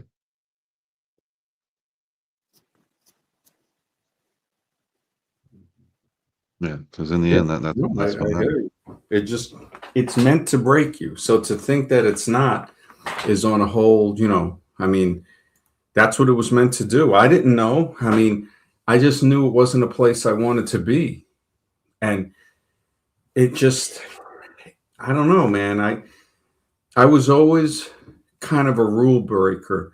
And I think that saved me. That's how I was able to accept the 9/11 the day it That's happened. why, because you understood that this is not natural. No, This I is not understood that these natural. people were lying, thieving, murdering. Right. Exactly. So you understand that there's something wrong here. You didn't understand completely, but you knew your intuition, They're dirty. this is not right. That's basically what it was. And you look at it and you start to see like, okay, But nothing that is. fact alone means you know what's right. You came from somewhere else that did I don't teach know you if it right, says that I can't. It and now could, you were thrown into but a now what you're I thrown did into a see. world that's alien to you. See, what people don't see is it breaks both sides. People might see, okay, what I saw, when I looked up and I saw all the presidents, I'm not seeing anybody that represents me, but other kids see themselves in that, and that lifts them up. So when they drop them, the fall kills them almost. And we see that today. We see that in the poor, the majority of the poor white populace, and we see it in the poor black populace. It's horrible. It's really horrible what they've done to both people, and they don't see it. They're at each other's throats, and they don't realize that both of them are getting their clocks cleaned. There is a That's higher, why you have a contradiction called civil war, which should never exist within a country. well, not only It's the that, United States, but by the way, the, half only agrees with the other half, or the half disagrees with the other half. the We hatred in call it this the United country, States. the hatred ran so deep that after the Civil War ended in the spring, I think of 1865, It in a never few ended. We're still months, in it. The and no, fact is within a still few months, the Klan formed. So even though they lost, they had to surrender, they captured, humiliated, And they also don't That talk was about. the illusion of a civil war, and Well, it's well, been going on ever of since. course, we know it's not civil. It's a war against each other. They don't talk about Captain See, how John does that Brown. even make sense? Is there any other country in history who's really had a civil war who was divided? Like there was a division, then it's I understandable. But mean, if there was a division, how many times have you ever seen a civil war amongst people who agreed with each other originally? more people they say died in the Civil War than all the other wars combined. All the Yeah. future wars in America: Great World War reset. One, World War Great Two, reset. Korea, That's a reset. Vietnam. The Civil War, I think it was over What like a. happened right before that? We committed one of the biggest atrocities. Well, we didn't, but the people Okay, that we, that you know, group. Because now you can basically, say we because you're part of that, thing now. well, we're part of America, but it's like when you look at it, it's sort of like saying, okay, if I got to take So part you of know that what that means? That responsibility. means that half or more were so disgusted by what happened that they were willing to go against the tyrants. Well, That's what that that, was. but also, That was why they've taken the guns away. They're saying it's not for duck hunting, it's for a tyrannical government in case we're the last, well, line of defense. the whole Constitution. Remember, the Constitution is meant to keep you docile. The Constitution makes a person free the way a get well card makes you better. It's something you have to do it. You have to be the one policing the neighborhood. And then when you look at it, the architects of humanity understand the structure. The suburbs were created, and people have talked about this, to make you more docile. The farm is where it's at. The farm is where you have freedom of expression. The suburbs, you don't. Everybody has to have their lawn cut, this and that. Everybody has to adhere to the rules of the matrix, basically. The suburbs are like an ultimate control experiment when you think about it. Fantasy Island. Yeah, it's definitely Fantasy Island. And it keeps you in a state of perpetual immaturity, ignorance, stupidity. You look at a baseball game, any sports arena shows you that stupidity is more social than psychological, like Bonhoeffer's talking about, because you get around other idiots and now they're cheering, and they got the bad guys and the good guys. So again, it's like politics, red So versus. you think about that, because I never understood that. Why an 80 or 70-year-old man is jumping up for joy when their team wins and acting like a kid as if Because of that's the the greatest laws thing in of the world. stupidity. They Yeah. kept him in a perpetual state of childhood, which is what you see in most males in America and around the world. Okay, so Yeah. let's say you were doing what you always wanted to do, your passion, like your true passion. Let's say money wasn't an object, right? Let's say your true passion was making movies or driving the F1 Formula thing or whatever. That's your true passion. Well, I'm not Money going to was have all one true passion. all That's another happy.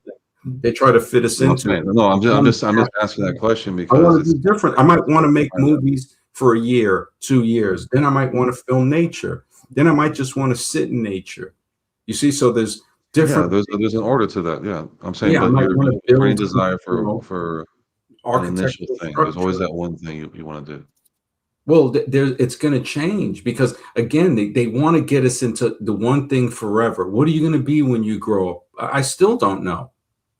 And it's like, why couldn't I be You many don't things? know because you were put through an institutional Well, doctrinated it's system more of like I don't that is want to just be designed one thing. to exactly not let you know. Well, But some people, the superpower it unlocks because they happen to know someone and they happen to be in a certain situation and it happened to happen. If it wasn't for that accident, they would never have known that they had that superpower. So they designed the system so you do never find this out. That's why I was telling you, this one guy for 1 week taught us more than the years of school mhm, we ever had, just simply because he was relatable and he cared and he asked the right questions. So just mhm. that one small week was insurmountable compared to all the other stuff. So I'm just saying, if those of you tweak a few little things, that leads you in the right path. Therefore, you're doing what you're doing. Therefore, there's not enough time for anything. There's not enough time to get depressed. There's not enough time to listen to nonsense. There's not enough time to be involved in nonsense. You're on your path, and the world's doing well because everyone now is on their path. But they don't want that. They want to keep people in these divided groups of people, not only Us politically but versus them. religiously and scientifically. So Yeah. they divide everyone in these groups. Just, Therefore, the only outcome that could be is war. That's the only outcome that could well, be. well, they Keep a push us to perpetual that. war. Hmm? What do you think, Azron? Do you have anything? Uh, Or are you good? yeah. I think it's a simulation only, MD. Right now we're in the cosmic cycle, the last phase of the cosmic cycle. Like the way there are seasons and like in a year which keep repeating themselves, in this last phase of the cosmic cycle, humanity will sink to a low level. They'll be addicted too strongly to violence and sex and all kinds of negative energies as well, and they'll be divided and torn apart. This is Kali Yuga, right? So in the beginning phase of the cosmic cycle, like the earth will be filled with humanity which will see itself as one. There'll be no disease, no discord, there'll be no interference, there'll be no natural disasters. It will be like heaven on earth. So Okay. this is like a simulation actually. Like good and evil was created by God for us to experience. That's why I keep saying this. God is an outerversal being who's beyond all kinds of forms and comprehensions. He's created this simulation, this universe, with paradoxical realities intertwined together for our souls to experience. That's all. He sends the souls to experience truly what it feels like to be in the heart of duality, like to understand what hatred is, what sweet is, what love is. You have to go through the experience. There's only a limit to which you can describe it with words, right? The soul is meant to experience the various aspects of duality: good, bad, ugly, beautiful, everything actually. All right. Yeah. Um, I wanted to go through why lies are more. It comes from a writing from the official history of the sex revolution. I think from 45 to 73. Alan Sherman is the one that argues that lies sell better than the truth because they are more convenient, pleasant, and economical to produce than reality. Mm, His writing, as a cynical observer of American culture, asserts that the truth is often illogical, wildly improbable, and hard to explain, just like my theory of adaptation, which I have scientific proof. I've shown people the melanin is added. It is not inherent to us, it is added. Everybody seems to have an albino form. We all have blue eyes underneath whatever color we have. That's the baseline. But he's right. It seems illogical, wildly improbable, and hard to explain, whereas lies can be tailored to be more believable than the truth. According to the scientific comparison tests presented in the book, lies are superior for several reasons. Economy and simplicity. To present the truth, one must adhere to precise, often complex and difficult facts. A lie requires no such rigor. It is easy to create and therefore cheaper in terms of time, money, and effort. Convenience and comfort. They prefer pleasant illusions over harsh realities. And lies are designed to flatter, build hope, and provide escape. Reliability. The truth is unpredictable and spontaneous, while lies can be planned, polished, and structured to produce a desired result. Marketability. Sherman argues that nobody makes money selling the truth, which is freely available, whereas great fortunes are built on selling lies in marketing, politics, and diplomacy. I remember he had mentioned in the article I had that you never hear of somebody bribing a jury to tell the truth. They bribe a jury to lie. Only time people buy the truth is if they're being blackmailed, and they buy it to bury the truth. So there is a high demand for lies that validates desires, while the truth is in extremely short supply. But even this tiny supply far exceeds the demand. So that's crazy. So they don't even want even a tiny amount. There is no demand for that.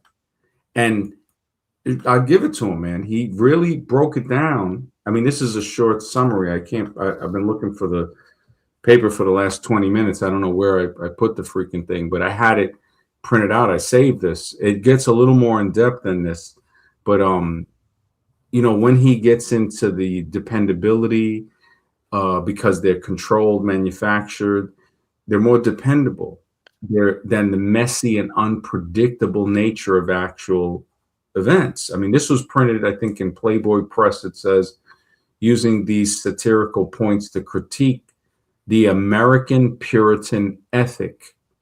And this is how they sell the lies of racism, because they're like, people don't, when you've demoralized them, like Yuri Bezmenov first said, he goes, that's the first step to demoralize. Once you demoralize somebody, you can do anything to them. And that's what pimps do. Pimps and porn producers, they demoralize the person. Now they can do anything. Now they're, screwing baseball bats and stuff like that. Just any shock value. It comes shock value at a cost where the person is, they're never going to be the same again. He talks about the economic value. The truth is free and can be found anywhere, making it worth less. In contracts, lies are worth more money and require investment, time, effort, and ingenuity to maintain. The flexibility, creativity. Reporting the truth requires sticking to precise, rigid facts. Lies, however, are more created. They can be tailored to more interesting or pleasant stuff than reality. Believability by design. While the truth is often spontaneous, accidental, and unpredictable, lies are carefully crafted and specifically to seem true. I mean, a lot of this stuff, the social comfort. So social comfort, lies are often less embarrassing or less frightening than the truth. They make the world seem more pleasant and act as the acceptable medium of exchange in modern society. So that's the acceptable medium of exchange, lies, comfortable lies. I mean, it's brutal, but it's true. I mean, he's got very good points that he brought up. I was like, man, really, could be why. Verse comes from the Latin word meaning versus, which means a line of writing, which is based on the Proto. Again, they try to throw in Indo-European. It's Proto-Indo root word. It has nothing to do with European. Always trying to jump in and steal somebody else's crap. Meaning to turn or bend. Okay, well, I'll take the word universe that they call this. I thought it was the single word. The verse is a word. So the spoken word, the single word, the universe, the single verse. Like the Hindus say that the sound, the first word was Om. So Om, and that created the universe. So just like the biblical and stuff, and God spoke, it was like, we see this commonality throughout religions. Could it be that a vibration started the universe? So if it's the sound, the single verse, the single sound, could it be the Om? Could it be that is what, it's like, you look at that like, wow, that's some deep stuff. That's some real deep stuff. The fact that it could have been started from a sound. And we see that when they use, I forgot what it was to collapse. I think it's sound to collapse air bubbles underwater forms light. And of course, scientists don't know why. The bone worshippers might just make up something, but they don't know why. So now they know that it does it, but they don't know why it does it. Why, when you collapse an air bubble underwater with sound, it produces light. That's like some, again, physics couldn't explain why. Well, their understanding of physics couldn't explain why a bumblebee flies. The same thing with Remember, within the matrix, there's also glitches. That's why they're looking at the deja vu thing. Whenever the cat, does the same action. To me, my explanation is that the future exists and is putting waves back into the present, just the way the present is creating the past. So if we get deja vu, it could be something that's coming back from the river that's in front of us, called the future, that we're rowing our boat. That there could be portals too. Could be portals, could be so many different things. But the bone worshippers of evolution don't want people to know that. They want to shame people into where they don't even think in that direction, because they won't be part of the stupidity of the group. And if you that thing that what Bonhoeffer is saying, the social, it's more social than psychological. It's a social thing. And when you look at these bone worshipers, they they get together and the stupidity is on another level. They'll be like high-fiving each other on these videos, because they've been so ravaged by the butt pirates of their religion. They run over to this. They're so devoid of any meaning and purpose and thought that they go straight into as prey for the Remember, bone it's worship. not their fault. It's the institutions that bred them that way, It's never and their fault. The guy only a that few walks in can the pull street away. is Oh not his gosh, fault. yeah. I mean, we could say we don't got to blame. We're looking for the cause. So we're saying, okay, what's the cause? Laws of stupidity. If you're It's not the law unaware, of stupidity. It is a very what's that um. saying It's in a Rome? very it's a no. This is a very well constructed, premeditated, by design, forced upon us system that's very rigid and has been recalibrated and redesigned over and over and over, updated and everything else to be exactly how it should be for what their agenda is, so that there's enough people that are still voting and everything else. Because I remember 9/11 was like, there's so much evidence here, there's no way, because it's the first time the masses get to see this on the internet. So it's the first time, it's still early internet, and the first time where millions of people could collaborate and say, yeah, this is fake, this is not real, there's something going on here. And since then, I thought there'd be something, but no, somehow they got a hand back on it, start it up again, keep going all the way up to the jab thing and beyond. And I'm just like, wow, these guys are good, man.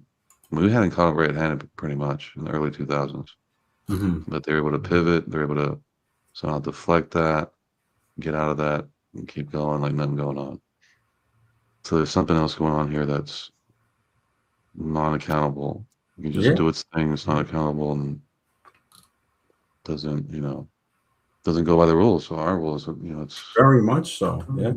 I mean, what I was saying earlier about the lies and the truth, and just basically breaking down his thoughts on it, which is are it very is logical. okay. Is it a lie if I told you something I truly believed? All right. Yeah. And then you If find out you later, tell me, okay, if you that's a tell me a lie. car, That's a if you tell lie. me, Was it my intention to tell you a lie? well, it doesn't matter. It's you telling me a lie doesn't make it true, even if you believe the lie. Like I thought it was true. I thought it was real. I Or if you're told you saying, about it. hey, you Was can stand in front of the train and you're not going to die when it's coming towards you. no, no, You no, can no. I'm believe saying it. if I told you something, it was something I heard and I believed it. You find out later that that was an actual lie. Mhm. You think maybe there's part of you thinking that maybe he told me that because he was trying to lie to me, or do Well, you think some that was people, again, the intrinsic? laws of stupidity, what we went over was they literally don't even see that they're lying, that they're serving the evil. So they're Right. So, stupid thing, so they have Bonhoeffer. they have misinformation and disinformation, right? You see the difference between the two, Mhm. right? Yeah. The misinformation, you already know, these are people who think they're doing good, they think they're doing the right thing, and they're giving you misinformation. And then you have the ones that do know what they're doing and they know it's evil, and they're giving you disinformation that's modified And the specific malicious, to they're the more next. predictable. The stupid, the ones that are misinformed, those are the more dangerous ones, which might seem crazy at first, but it's like, no. And there is a That benefit goes in by the telling the stupidity truth. thing. Yeah, yeah, It, exactly. the truth fosters trust, it maintains personal integrity, and it reduces long-term stress. There's a book, Lying. I don't know if I still have it, The Moral Implications of Lying, how it affects you psychologically when you lie too much. Um, so lies can create complicated, unsustainable situations, the snowball effect, basically. But truth builds strong, authentic relationships and allows for genuine connection. So what do you think about that? They put people in certain positions of power based on their mental state, whether they're narcissists, Well, they have to sociopath, be a psychopath. liar to And you be. notice that And you notice that the highest positions are reserved for the psychopathic, you know. because you can't control an honest man. You see, they have to be Well, corrupt. he doesn't care if he obliterates a million people, right? Well, the thing is, He an doesn't care. honest man won't do that. An honest man is going to be like, no, you have to have corrupt. Exactly. So you hire psychopaths. Well, that and that is the reason, because you need to be able to control them. You need to have something to where it's like, okay, and I'm not saying it's right. I'm not saying it's right. You got to remember that the truth, building authentic relationships. I tell people, when if they deceive someone, right? Somebody should really think about the fact that that person trusted them. So when people deceive people, they don't think of that. Like all these people, when I used to help, it's like, yeah, they don't think like, okay, I trusted them. They might look at it as, oh, he's stupid. I deceived him. It's like, wow, I already know that I don't have to do nothing. They're going to fall into their own trap. Did you see that? You saw that story of that one dude that took out his pregnant wife and his two daughters, right? Not recent. Yeah, recently that happened. Back in 2018. It's It basically doesn't sound familiar. Pregnant with two okay. daughters. So it was in That's Colorado. crazy. It was a white family, I white know dude, for the white Super woman. Bowl recently, some guy offed in Florida. He offed his wife and tried to off his stepdaughter, and then offed himself over the Yeah, football so game. they were saying that's what's weird. Usually when that happens, they call them family annihilators. So usually when that happens, they off themselves, but this guy didn't. So Wow. he took out the wife that was pregnant, and then the two daughters, and he's trying to say, "Oh, I don't know, you know, something, you know, when I was strangling there was, you know, I knew it was wrong, and I should have let go, but I couldn't let go. There's something else that was you know, making me do this, whatever." But the guy was living in a really nice suburb area in Colorado, 800K house, you know, nice place. And in his mind, he thought he could switch up because he had an affair with this other woman. Wife found out. Wife said, "You will never see these kids again in your life." And that's when he, you know, did it. And he thought that he could just wipe the whole entire family, give this other girl, doesn't think of the consequences, and everything's gonna be cool. I mean, that's the level of insanity we're dealing with. This dude's like in his late 30s, early Yeah. 40s.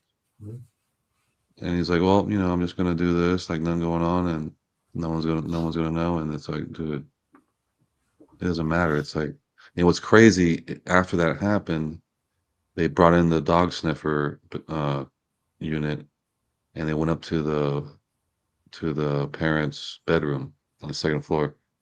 And before they go up there, they catch an apparition, like a little girl running downstairs.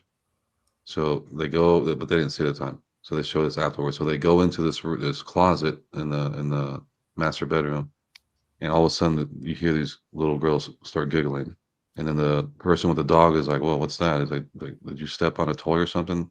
Like you can clearly hear it's a girl, the girl's giggling, and they say "mommy" or something, and then that freaked out the person with the dog, and they had to go in there and, you know, see if there's so all these weird things, you know, happen. I mean, that is crazy. So this guy has to live with that in his mind. Hmm. And the way he disposed of them was insane. So wait, he got caught, Yeah, because the guy was completely stupid. I and mean, what they give him? Life. triple like the thing was like I guess the family said, okay, if he tells us where they are, brings them back, we won't seek death penalty. So made a deal. So he That's went crazy. and told them, okay, took them to a refinery of oil, was trying to stuff the whole family into these That's big like container things. nuts. It wasn't big enough. So the wife, he just buried in the shallow grave next to there, and then the two kids. I mean, that's the most messed up part, where the kids were witnessing him, you know, take out the mother, and then him taking him to this place, and then him stuffing him down his pipe into the thing. It's like insanity. And what's crazy is when he confessed, it was pretty quick. But he called his dad. He's like, "Dad, I need you to come down." And like, "All right, we'll let you see your dad." And the first thing he tells his dad right there, because they can see through the glass, they can, you know, they can hear him. And he told his dad, "Look, she killed the kids, and I killed her." So he's telling his own father a lie to say that he's innocent because he reacted to her killing the kids, and that's just so messed up, man. It's like so obviously he did the whole thing, and it's like how that level of evil. I don't even know, bro. That That's scares crazy. me, and that's beyond hell Well, type of and stuff. that's just, I heard India's Most Wanted. You got to have like 5 bodies just to get on the show. I remember this dude was telling me years ago, and I mean, that's 5 bodies. I can understand that. and That's no, at seven the or least, eight, right? that's There's but to get on the show. your own Yeah, family, your that's wife, really messed up. kids, You're talking about the some whole thing. sick, like, I don't even know if the right word would be demonic, but look at the Amityville horror incident. Didn't that guy off his whole family in the bed and they made the movie about it? Yeah, but he had an excuse, the demon thing. But in this case, there was no evidence of Hmm. demonic possession, or it was simply, oh, they were also 70K in debt, and he took out a life insurance policy on her and the kids, whatever. So this guy was, had the motive for the switch up and the money. And if that's enough to do what he did, that is so scary. Because this Hmm. guy didn't seem like, super psycho or anything, or because he was already older. He was like in his late The 30s, amount of 40s. nutcase stories, man. You got people that are really, yeah, it's messed up, man. It's really messed up, especially to your own to any, well, to your own family is just, Remember, it's always a party. That's what I'm really. It's not really you. That part of you, it's like with a girl. That part of you wants a simp. Then you have the other part of you that despises her for what she did or whatever, or she cheated or whatever. But then you have the other side of you that's a simp. Which one? It's like you have to choose which one, and that's where the whole the ultra MK Ultra stuff. Realize that, oh, if we are able to split up these personalities, then we could well, the movie go Split after is that saying that one. those aren't different personalities. Those are actually different people within us. That I mean, movie's pretty deep. so what do you think? So you're saying that we're like containers, We have many different personalities? parts. We have many different people within us. So we think we're one person. Meanwhile, our different personalities or different switches are different actually people.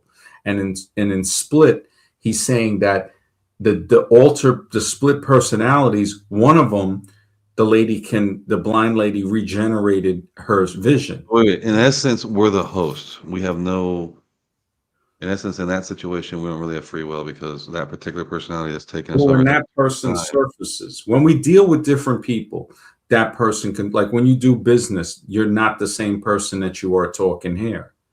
Could that actually be a totally different person that you play at that point? A difference, a split, and this person is different here.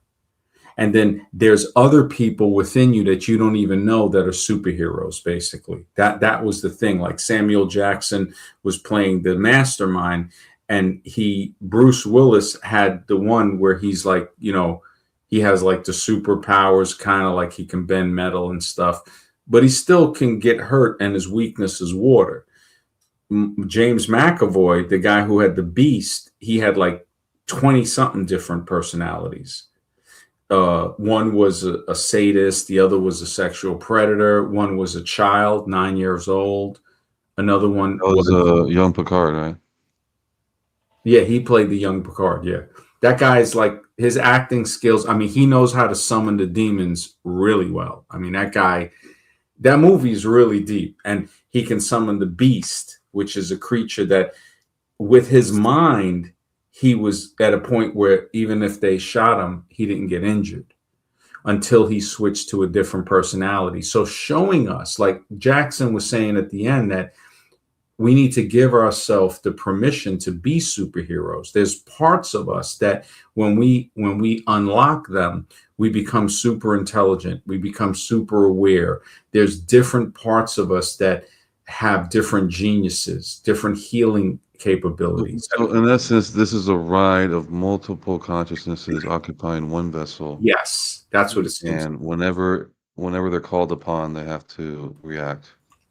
Well, that's the thing. They fight for what McAvoy's thing was saying. They fight for the light. And in Willis, I think it was just one. Like he was saying, he like Jackson was creating these catastrophes, like where many people would die, like sabotaging trains and buses. And he said that he was looking for that one story. Somebody survives without a scratch Well, on you them. know what this means? That means we're not, I'm not me, you're not you. We're a Exactly. culmination of different. Yeah, we're not even who we think we are. Like I can act, if I go give a speech, I'm a different person. I'm an intellectual. I wouldn't be able to talk. I mean, sometimes I could talk as freely like this. It depends on the audience. But if I'm giving a lecture, I'm a different person. I'm being very technical or, very scientific about it as the different person I am hanging out around the table, talking with people about the lecture. That's a different person than the guy on the podium that gave the lecture, than the difference from the guy that's It can't be accessing another part of your and brain. that's Now. what they want Let's us say to it that think. way. And that's the straightforward explanation. You're accessing a different part of your mind. Well, what if I'm channeling different people? What if, like you said, this is the vessel and I'm channeling when I'm here, like on this show, I'm maximum doubt. I'm the investigator. I'm the guy that doubts it. I'm max doubt. I'm the Clark Kent. When I write the book, I'm Superman, Sidney Prince, Architects of Humanity, Spellcaster, Secret Words by Sidney Prince. So I'm actually, Max Doubt is my radio persona, and Sidney Prince is the author, is the lecturer, the scholar, the Superman in comparison to the Clark Kent. Makes sense. That's probably why Prince decided to completely change his name. Yeah.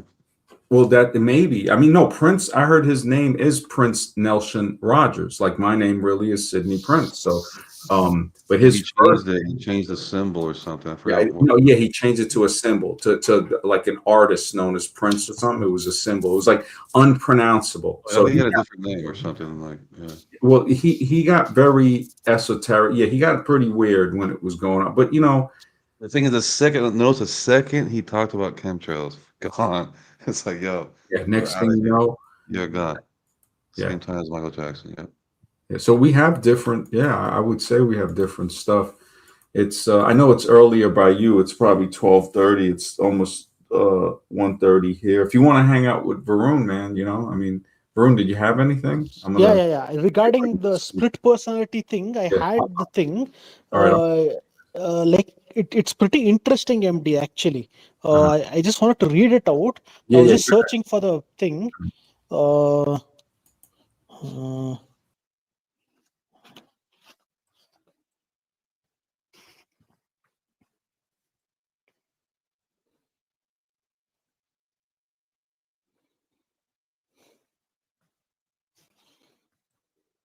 oh God, where is it?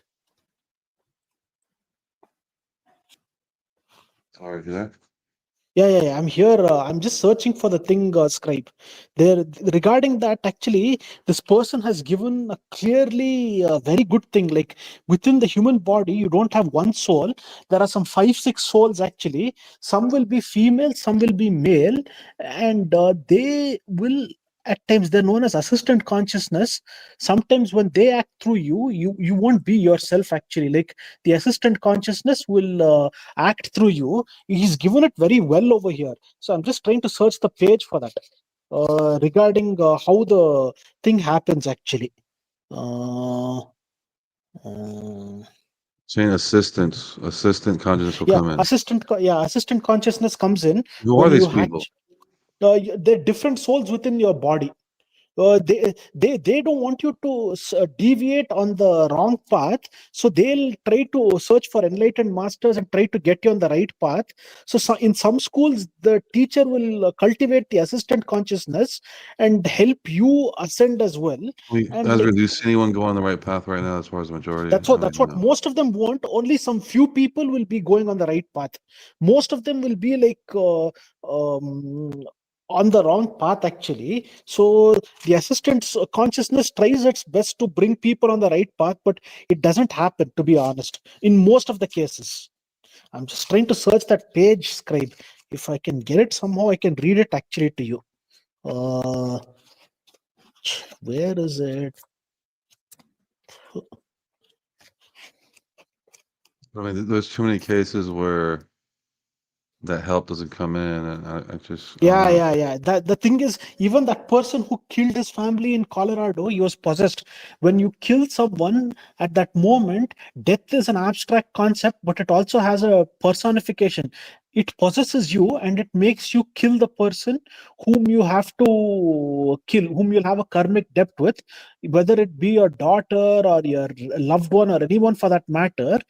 Even suicide also, what happens is that at that moment when you're destined to die, your lifespan will already be determined, that you're going to live for so many years, and it will be determined how you're going to die. So there have been many cases where people tried to commit suicide because they hated their lives and they failed, and there have been cases where they've succeeded because their time was up. So that person in Colorado who killed his family, he was possessed actually, Scribe. The death god itself possesses you and strips the life force out of your body when your time is up. It's Okay, so very you're difficult. specifically talking about so you're talking about the family in Colorado, the one I was telling you about. Yeah, yeah, yeah, yeah. The I, the I was guy. Okay, hearing so that. you're saying that Yeah. he was demon possessed. You're saying? No, he wasn't demon possessed. He was possessed by the death god itself. The death god, what it does What? is What's the like name of it? death god, Kala Purusha or Mahakala. Okay, so that's an Indian god, or what is that? No, the death god is actually like we worship death as a god in Indian The Grim traditions, Reaper. and You're it's saying? yeah, yeah, yeah. So like he actually, when the time is up, he comes to you and he possesses you, and he takes away your life force actually from the body, and you die actually. You're no longer allowed to live in that body. Very few people, what they do is they know when they're going to die, so they go off into a state of deep trance. So then when he comes to take you 6 months before you're going to die, your life force will start slipping away from your body. So 6 months before itself, they'll go off into a deep trance Okay, and now you're stay in getting too that complicated. state. Okay, so let me ask you. So death itself, is that more of a transference process or a negative, like what they want to call death, like it's a bad thing? Is that a transference process or an ascension process, or is that a obviously depending what you did, I guess depending on how you live this life? But how do you see that? It's like a transference process only, Scribe, because if there was no death, people would just keep multiplying and it would have become like cancerous for the whole planet. So somehow or the other, our loss will be like good for someone else. So like we talk about dating, right? I think the dating thing, the why it's so messed up in today's world is because humans have become very selfish, right? So if they keep multiplying at rapid rates, having successful dating lives and have a successful family, we'll drain the resources and we'll kill more animals and destroy more trees to grow more crops, and we'll become a burden on the planet. We'll eventually like contaminate the planet. So the planet has actually cursed us to become selfish, greedy, and lustful, and it's backfired on us only. So every in the universe, even inanimate objects have some kind of life force in them, and if you try to exploit them too strongly, you're going to get hit. Right. Well, yeah, no, I mean, it sounds very complex, but when you make it into a simulation, then it makes sense that, you know, I guess they can manage consciousnesses or whatever. But it's like the thing is, what's messed up when you see a baby get thrown into a garbage can or something, or get sacrificed or something like that. You know, what was the purpose of that? Is that just like a, you know, junk code or something that happened or something? It's like there's no what messed up thing you can think of that's worse than that. So why does that happen? Can you repeat the question again, Scribe? Like if something happens to a baby, like it gets, thrown into a garbage, whatever, it dies, or it gets or something happens, to the baby. Yeah, that What was the for purpose? all What was the purpose of that? For all the proper explanations, that's where rebirth and reincarnation comes into correct perspective over here. Taking that perspective into consideration, the child might have done something bad in its previous life to its parents. So the parents in this birth are getting a chance to avenge the misdeeds that the child committed upon them in this birth. Generally, what happens is But that how does that make sense? If he did something bad, if you take him out when he's a baby, he's not gonna understand or remember why or what happened. You know what I'm you might saying? have done that It's like, what? to a baby in your previous birth. So nature's wheels grind slowly, but they grind thoroughly. So when the time is right, it will strike. That's how it works.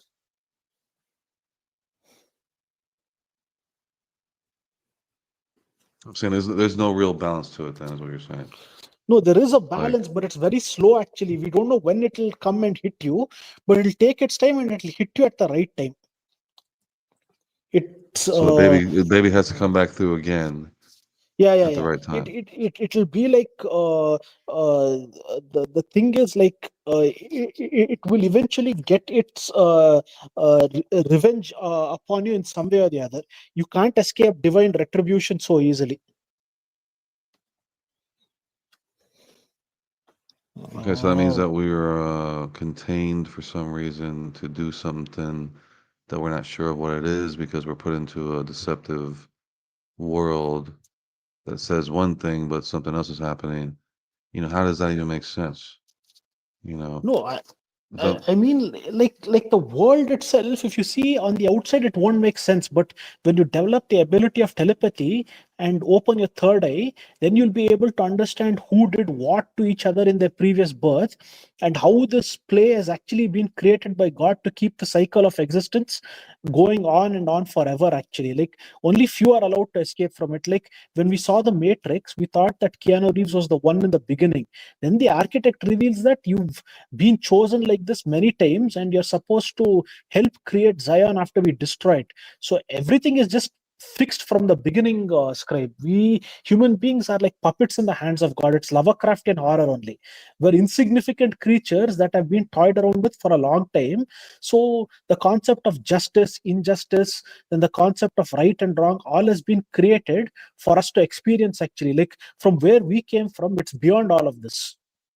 So we as like the this soul, seems more like this seems more like a jail for gods. Like we're gonna knock you down to a human so you experience pain and physical yeah, yeah, pain and yeah, all that stuff. yeah.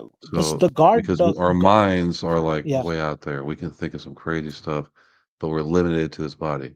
So I see it yeah, more as this body is the jail. So no bars, whatever. But you're in this body. You're very limited. You can't, because apparently, if we're out of the body, what we think we can create, but we're not responsible for that. So we're sent here to experience it in 3D. So you see the repercussions of the bad stuff you do. It affects families, all these things. But when you're out of the body, it's like I guess you don't have the same respect for life or whatever you want to call it. You know what I'm saying? yeah, Because you didn't go through the stages of pain, of real physical pain and mental pain and everything else. So correct. what else is there? The mind has a body of its own. The mind is not in the brain. Or the modern scientists, they confuse the brain to be the mind, and they say that the mind is just another word for the brain. The mind is known as manomaya kosha, or the astral body, that is strongly attached to you because of your skeletal system. The skeletal system forms a strong bridge between the physical body and the mind, which is your astral body. So that actually, like, what happens is that there'll be an optimum amount of experiences that you'll go in one lifetime. Beyond that, it'll reject more experiences given to you. You can only experience so much in one lifetime. So when you experience too much, it becomes a thick coating on your manomaya kosha, or astral body. So it makes you even more strongly attached to samsara, or the cycle of birth and death.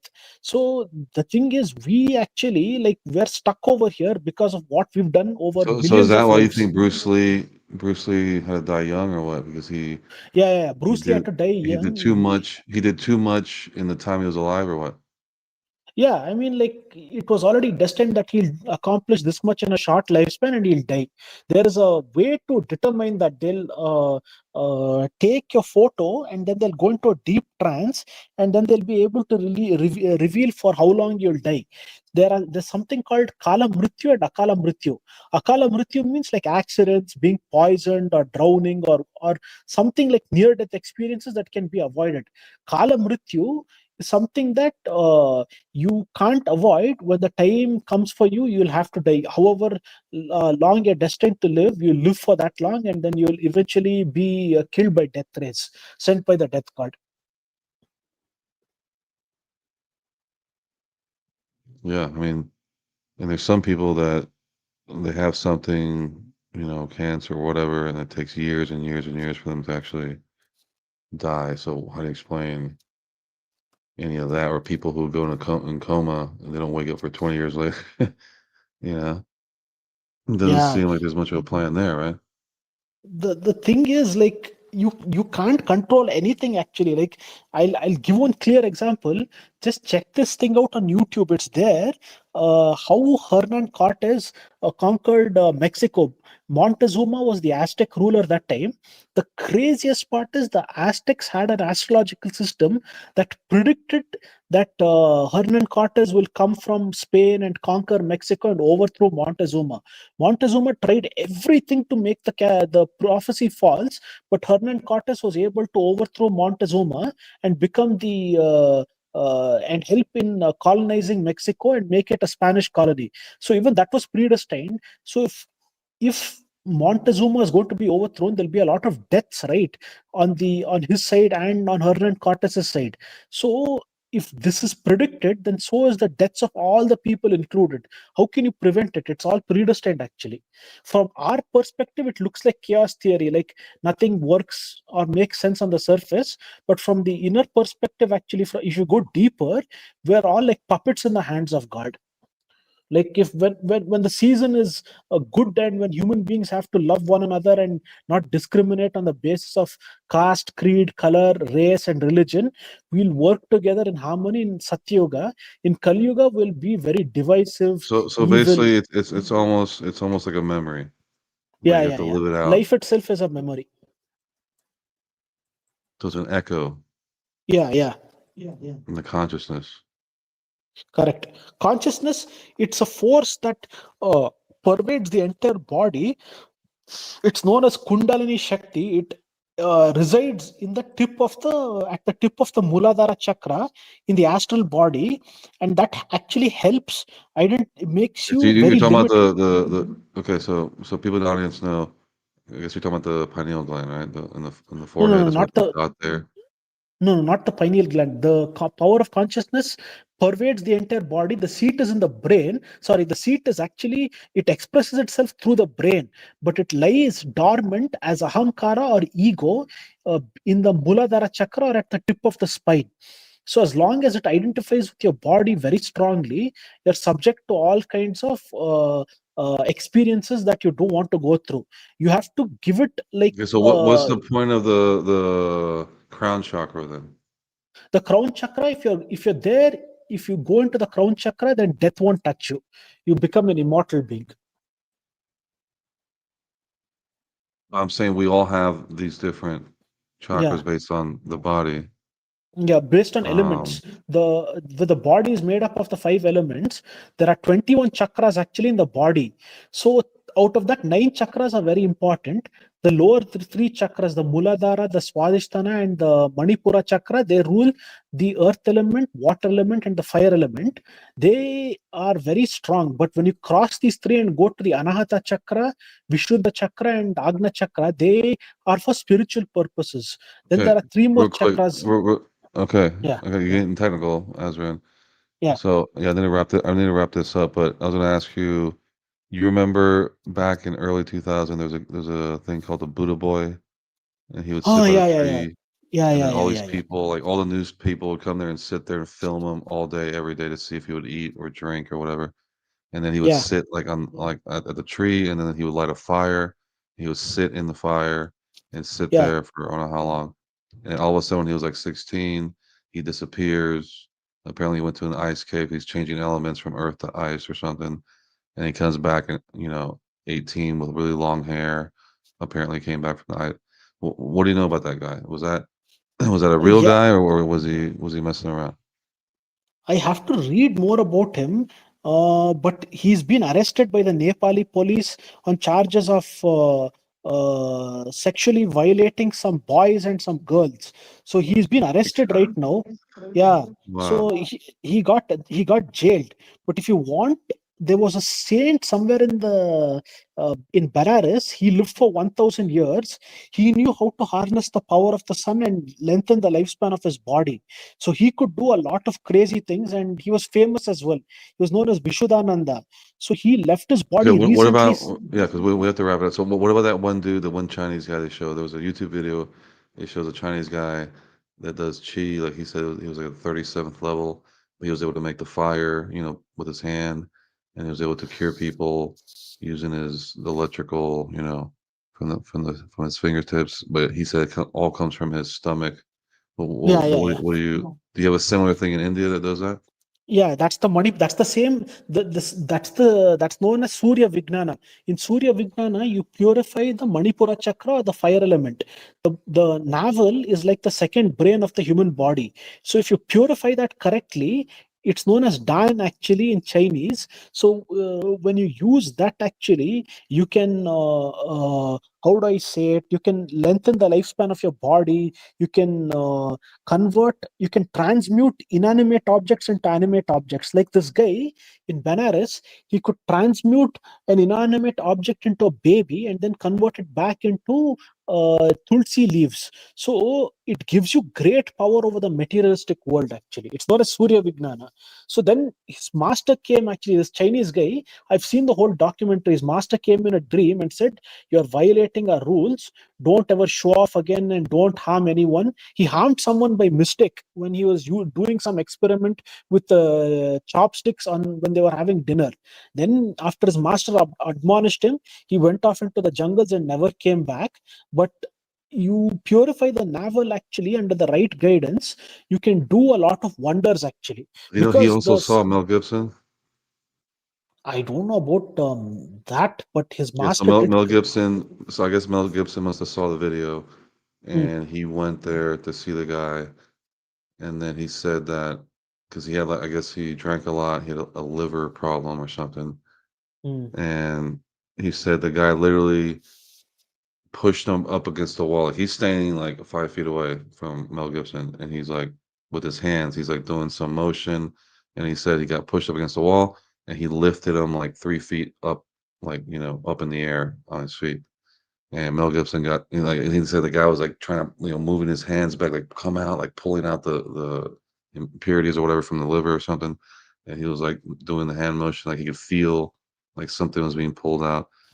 And he freaked out so bad, he went to his priest and asked him, hey, I did this thing.